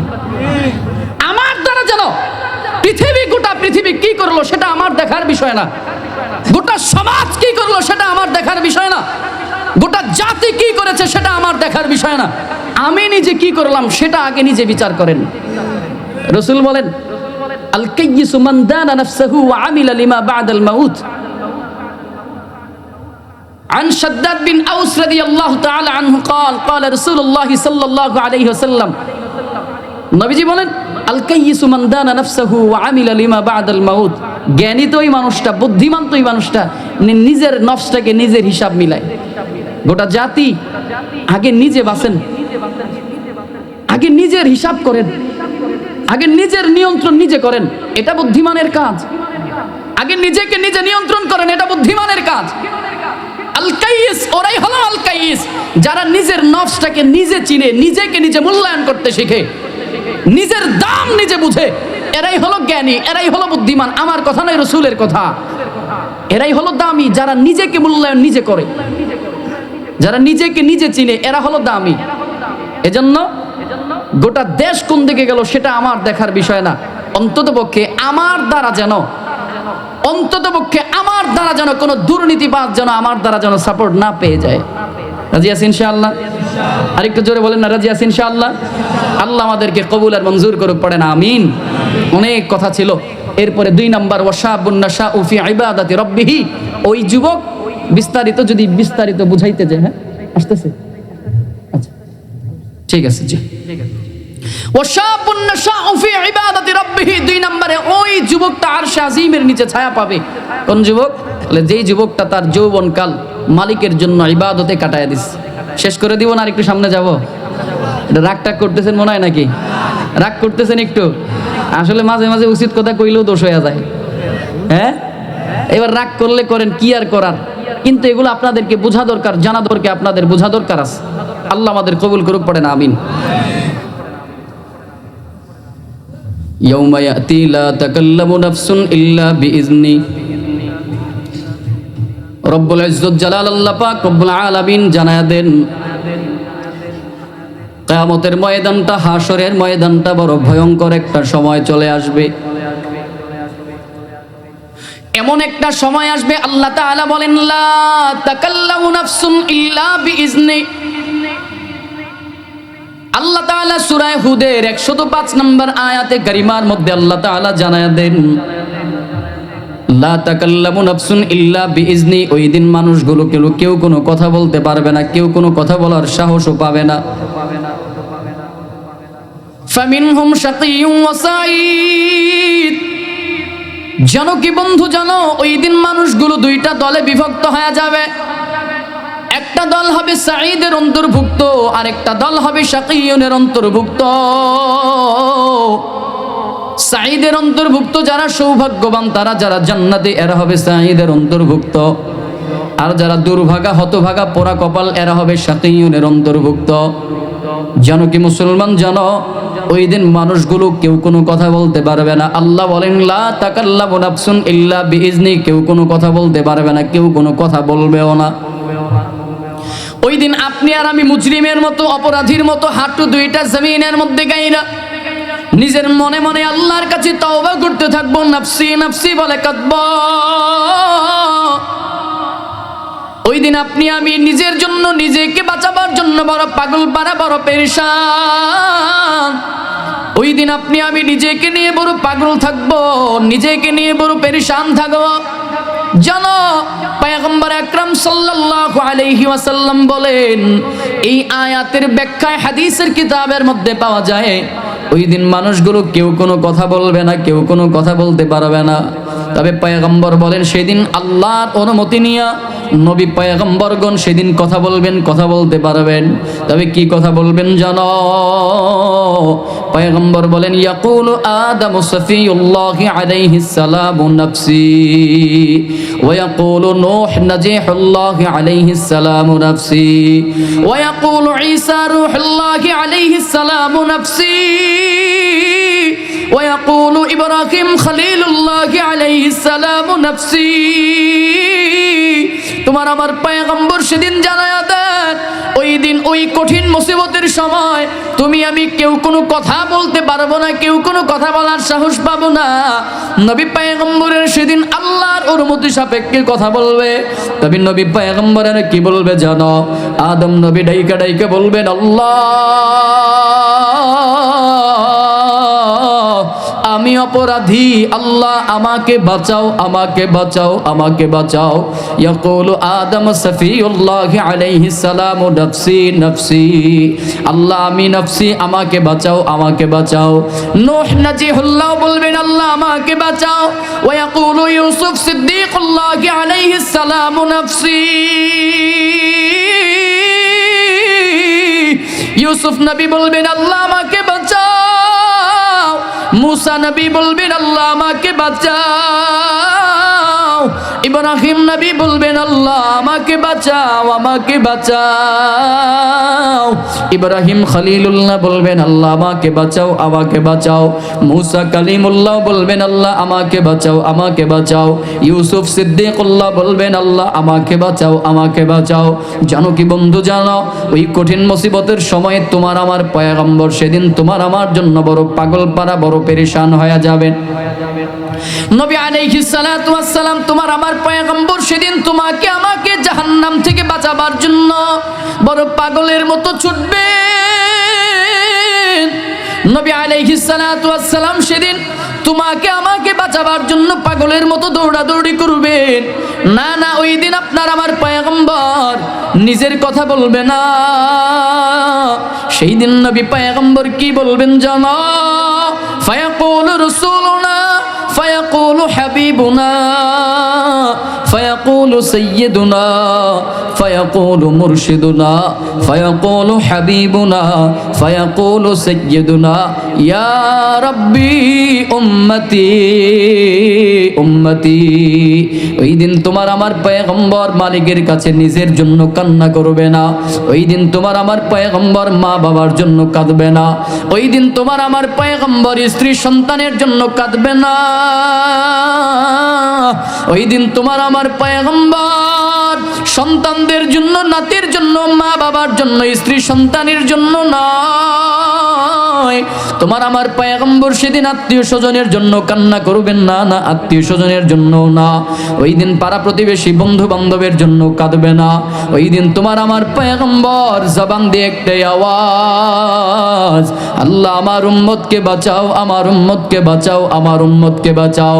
ইয়া রাব্বি উম্মতি উম্মতি উম্মতি, আল্লাহ আমার উম্মত, আল্লাহ আমার উম্মতকে বাঁচাও, আমার উম্মতকে বাঁচাও।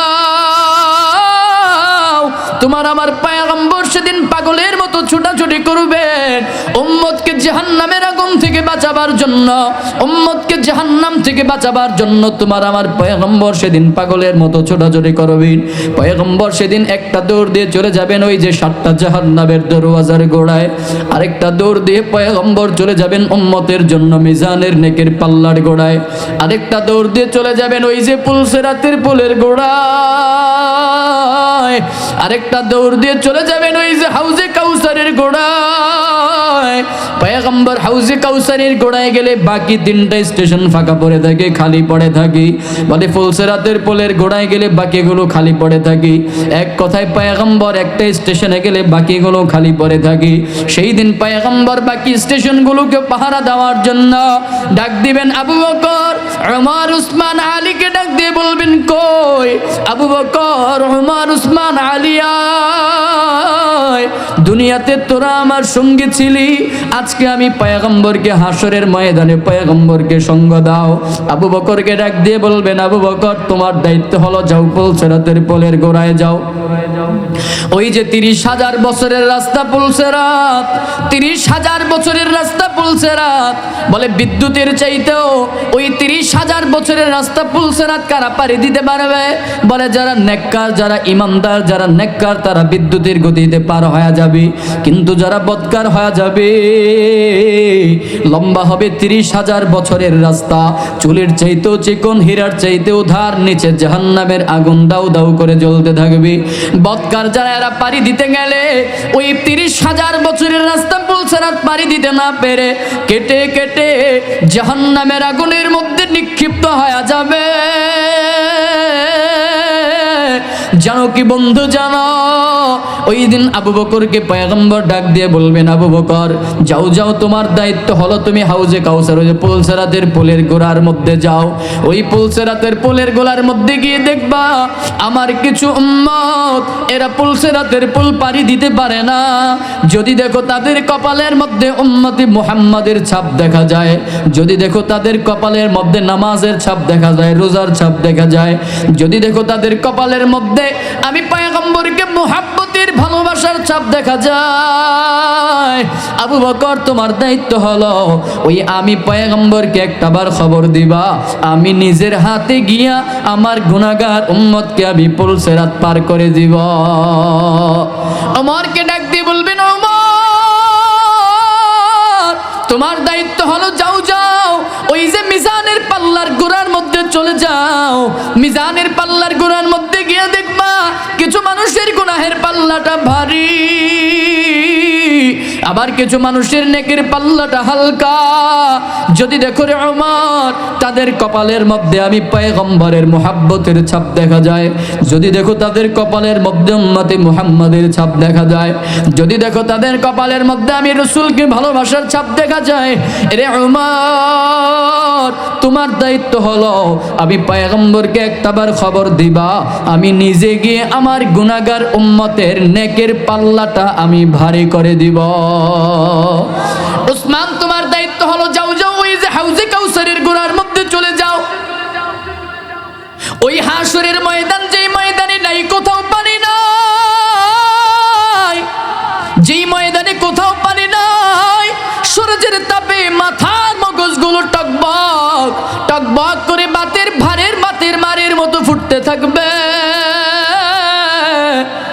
ওই হাসরের ময়দানে নাই কোথাও ছায়া নাই, নাই কোথাও পানি নাই, সব মানুষগুলো সেই দিন পানি পানি করতে করতে জিহ্বাটা শুকাইয়া একেবারে নাভি পর্যন্ত বের হয়ে যাবে। ওই কঠিন মুহূর্তে মানুষগুলো পানির জন্য বড় পাগল পারা হয়ে যাবে, পেরেশান হয়ে যাবে।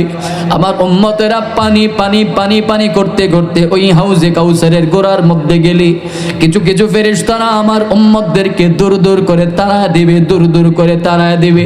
এরে উসমান তোমার দায়িত্ব হলো যদি দেখো ওই উম্মতের মধ্যে কারো মাথার মধ্যে কপালের মধ্যে উম্মতি মুহাম্মাদের ছাপ দেখা যায়, যদি দেখো তাদের কপালের মধ্যে নামাজের ছাপ দেখা যায়, রোজার ছাপ দেখা যায়, যদি দেখো তাদের কপালের মধ্যে আমি রাসূলকে ভালোবাসার ছাপ দেখা যায়, উসমান তোমার দায়িত্ব হলো নিজের হাতে এক পেয়ালা কাউসারের পানি তুমি আমার উম্মতকে পান করায় দিবা।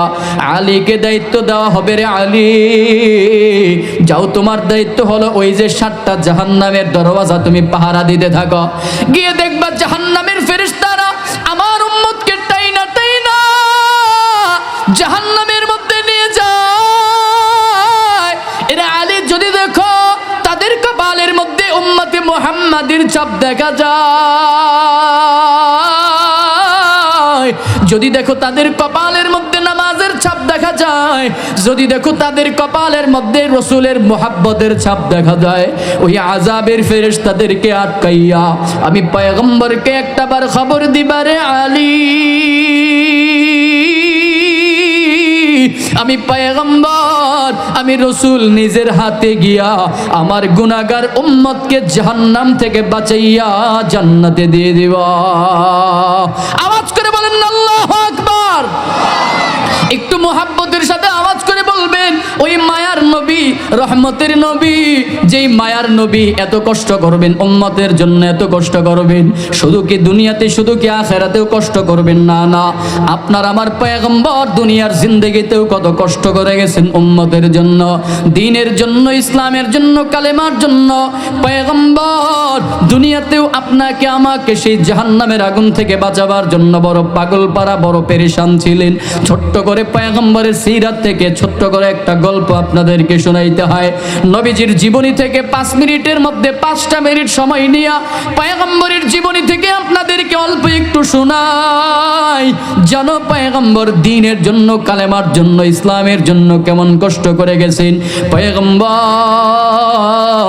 আপনাকে আমাকে জাহান্নাম থেকে বাঁচাবার জন্য দুনিয়ার জিন্দেগিটা কেমন কষ্ট করে গেছেন। বলে আপনার আমার পয়গম্বরের একটা আদত, একটা অভ্যাস ছিল, কালেমার দাওয়াতি মিশন কাজ শেষ করে মাঝে মাঝে প্রায় সময় ফাতেমাতুজ জাহরা রাদিয়াল্লাহু তাআলা আনহার সঙ্গে গিয়ে দেখা করতেন, মোলাকাত করতেন, ফাতেমার বাড়িতে যাইতেন। আপনার আমার পয়গম্বর একদিনের ঘটনা, ফাতেমার ঘরের দরওয়াজার সামনে গিয়ে হাজির। ফাতেমার ঘরের দরওয়াজার সামনে গিয়ে আওয়াজ দিলেন, আসসালামু আলাইকুম ওয়া রাহমাতুল্লাহ। কিন্তু বাবা নাই, ঘরের ভিতর থেকে সালামের কোনো জবাব নাই, দরওয়াজা কেউ খোলে না।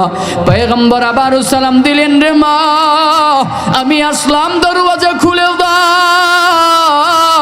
কিন্তু নাই, ভিতর থেকে কোনো আওয়াজ নাই, সালামের কোনো জবাবও পাওয়া যায় না, ঘরের ভিতর থেকে আওয়াজও আসে না, কেউ ঘরের দরওয়াজাটাও খুলে দেয় না, চলে গেল। পয়গম্বর তৃতীয়বার কান্না জড়িত কণ্ঠে ডাক দিয়ে বলে, রে মা কি অন্যায় করলাম, কি অপরাধ করলাম, কেন তুমি ঘরের দরওয়াজাটা খোলো না? কি অন্যায় করলাম, কি অপরাধ করলাম রে মা, কেন তুমি ঘরের দরওয়াজা কেন তুমি খুলো না? পয়গম্বরের মেয়ে ফাতেমা এবার কান্না জড়িত কণ্ঠে ডাক দিয়ে বলে, বাবা গো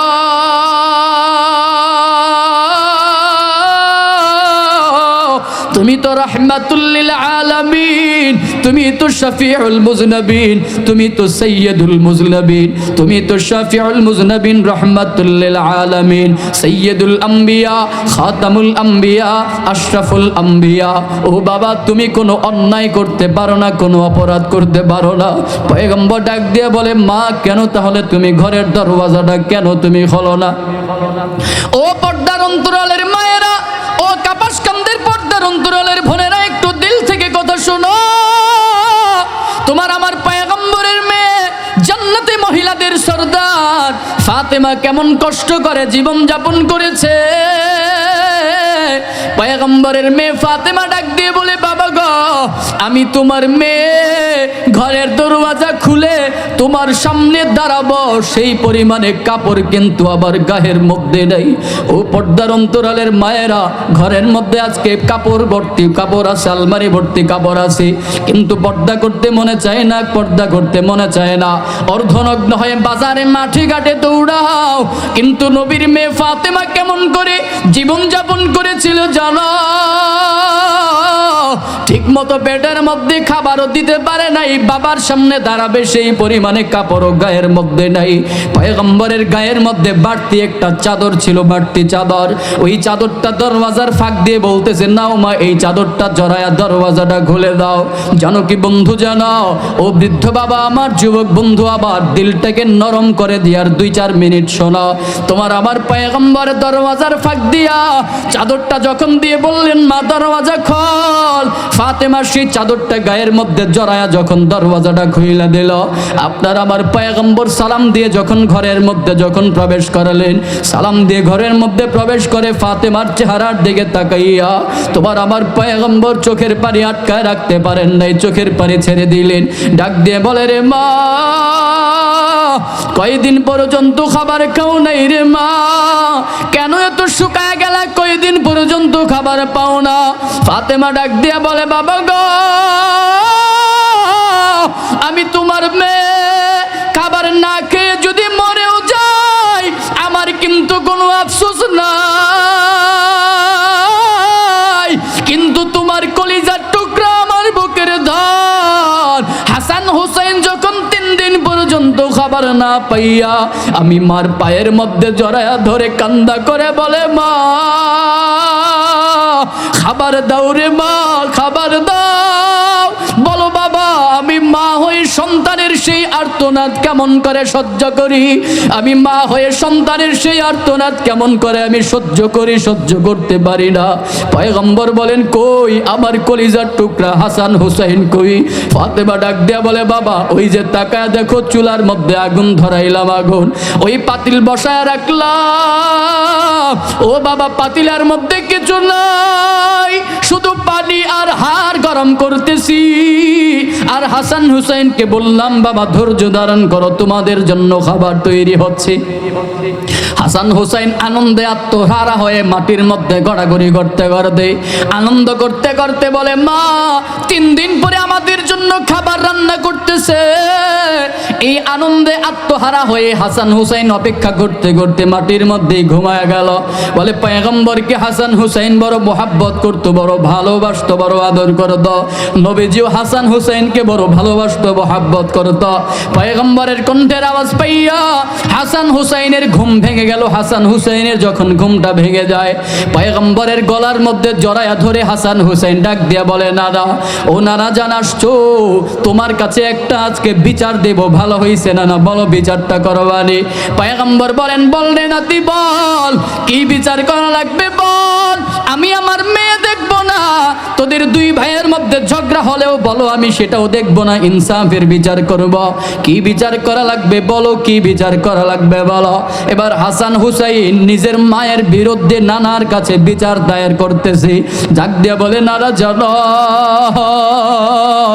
তোমার মেয়ে কি কাজ করছে, নানা জানো আজকে 3 দিন পর্যন্ত আমাদের 2টা ভাইকে খাবার খাইতে দেয় না, বলো নানা তুমি এর বিচার কি করবা?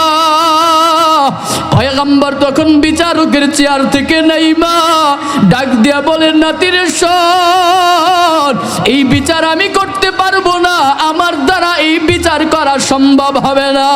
হাসান হুসাইন ডাক দিয়া বলে, জানতাম নিজের মেয়ের বিরুদ্ধে বিচার, সেই জন্য তুমি বিচারটা করবা না, নিজের মেয়ের বিরুদ্ধে বিচার গেছে সেই বিরুদ্ধে, সেই কারণে বিচার করবা না।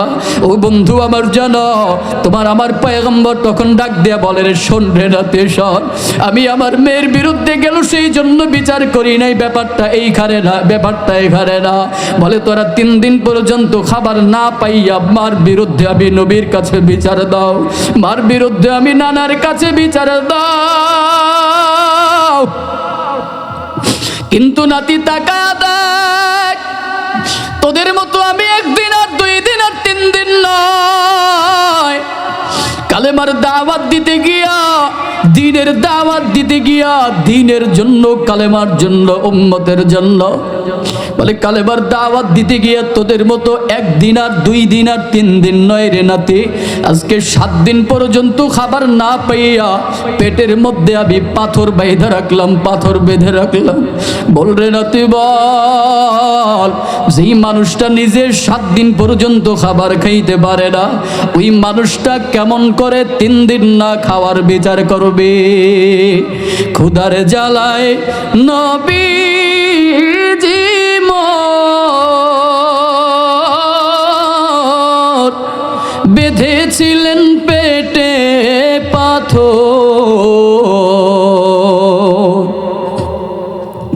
ক্ষুধার জ্বালায় নবীজি মোর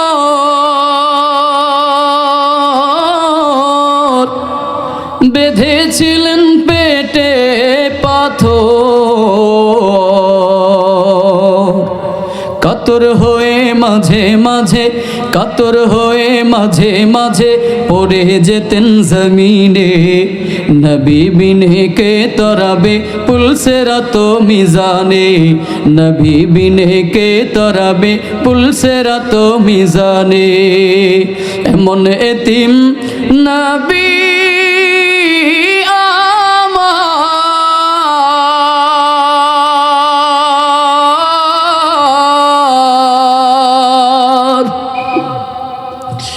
পিতা মাতা নাই যে তাহার, এমন এতিম নবী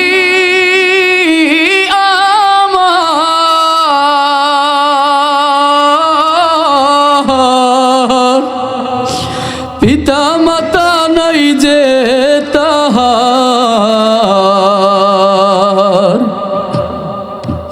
তারপরেও কত মারা, তারপরেও কত মারা মারলো তারে দুশ্মনে। নবী বিনে কে তরাবে পুলসেরাত মিজানে, নবী বিনে কে তরাবে পুলসেরাত মিজানে।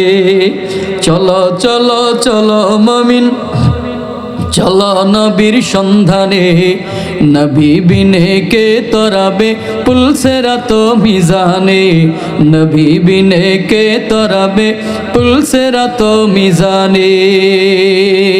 একটু আওয়াজ করে বলবেন, ওই মায়ার নবীর প্রতি আপনার আমার মোহাব্বত ভালোবাসা আছে না নাই?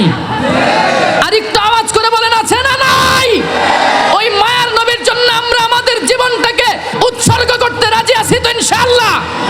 কখনো যদি ডাক আসে ওই মায়ার নবীর ইজ্জত রক্ষার জন্য, আমার মায়ার নবীর জন্য, আমার মায়ার নবীর মুহাব্বতে উলামায়ে কেরামের নেতৃত্বে আমাদেরকে রক্ত দিতে হবে, জীবন দিতে হবে। কারা কারা দ্বীনের স্বার্থে রক্ত জীবন দিতে তৈরি আছো? 2 হাত আমার আল্লাহকে তুলে দেখায়া দাও। রাজি আছেন তো ইনশাআল্লাহ? আল্লাহ আপনি আমাদের সবাইকে কবুল আর মঞ্জুর করে দেন, পড়েন আমিন। নারায়ে তাকবীর, নারায়ে তাকবীর। হযরত মাওলানা মুফতি তাজুল ইসলাম সাহেবের আগমন, হযরত মাওলানা মুফতি তাজুল ইসলাম সাহেবের আগমন। নারায়ে তাকবীর। আলহামদুলিল্লাহ আমাদের মাঝে উপস্থিত হয়েছেন, তাশরীফ এনেছেন আমাদের আজকের সম্মানিত বিশেষ অতিথি, আমাদের আজকের মুরব্বী, আমাদের উস্তাদ তুল্য মুরব্বী, আমাদের উস্তাদ হযরত মাওলানা মুফতি তাজুল ইসলাম হাফিজাহুল্লাহ। আলহামদুলিল্লাহ বড় আনন্দের ব্যাপার হলো হযরত আমাদের, আলহামদুলিল্লাহ হযরত আমাদের এই কুমিল্লা 2 আসন তিতাস হোমনা আসনে হাত পাখা চরমনাই পীর সাহেব মনোনীত হাত পাখার পক্ষ থেকে সংসদ সদস্য পদপ্রার্থী আলহামদুলিল্লাহ হযরত আমাদের মাঝে উপস্থিত হয়েছেন। ইনশাআল্লাহ আমি আমার আলোচনা এখানে শেষ করে দিব, এখানে আমার কথা শেষ। হযরত আসছেন, হযরত কথা বলবেন ইনশাআল্লাহ। তারপরে আমাদের আজকের বিশেষ বক্তা হযরত মাওলানা মুফতি সুফিয়ান সাকি ইনশাআল্লাহ খুব প্রাণ ভরে ইনশাআল্লাহ আপনাদেরকে আলোচনা করবেন। তবে শেষ কথা, দিন কোরআনের প্রতি মহাব্বত, দিনের প্রতি মহাব্বত, রাসূলের প্রতি আমাদের মহাব্বত রাখা লাগবে। মনে রাখবেন, যেখানেই কোরআনের অবমাননা হবে, আল্লাহর এই কোরআন এমন এমন মুজিজাপূর্ণ কোরআন, যেখানেই কোরআনের অবমাননা হবে সেখানেই কোরআনের আওয়াজ, নারায়ে তাকবীর আল্লাহু আকবারের আওয়াজ, কোরআনের আওয়াজ সেখানেই প্রজ্বলিত হবে, জ্বলতে থাকবে। যার বাস্তব প্রমাণ হলো আমরা দেখেছি যে নর্থ সাউথ বিশ্ববিদ্যালয়, যে বিশ্ববিদ্যালয়ের এক স্টুডেন্ট দুর্গা পূজার পরেই আপনার আমার প্রাণের চাইতে প্রিয় গ্রন্থ কোরআনুল কারীমকে অবমাননা করেছিল, পায়ের নিচে কোরআন দিয়েছিল। যে নর্থ সাউথ বিশ্ববিদ্যালয়ে কোরআনের অবমাননা হয়েছিল, সেই নর্থ সাউথ বিশ্ববিদ্যালয়ে আলহামদুলিল্লাহ গত পরশুদিন কোরআনের আওয়াজ হয়েছে। আলহামদুলিল্লাহ পড়বেন না? যে কোরআনের আওয়াজের কারণে নাস্তিক পাড়ায় ঘুম হারাম হয়ে গেছে, আগুন ধরে গেছে। ইনশাআল্লাহুল আজিজ আমরা আশাবাদী এই ধারাবাহিকতা চলতেই থাকবে, আর এই ধারাবাহিকতায় আস্তে আস্তে আমাদের এই কোরআন ইসলাম রাষ্ট্রীয়ভাবে সংসদে কায়েম হয়ে যাবে ইনশাআল্লাহ।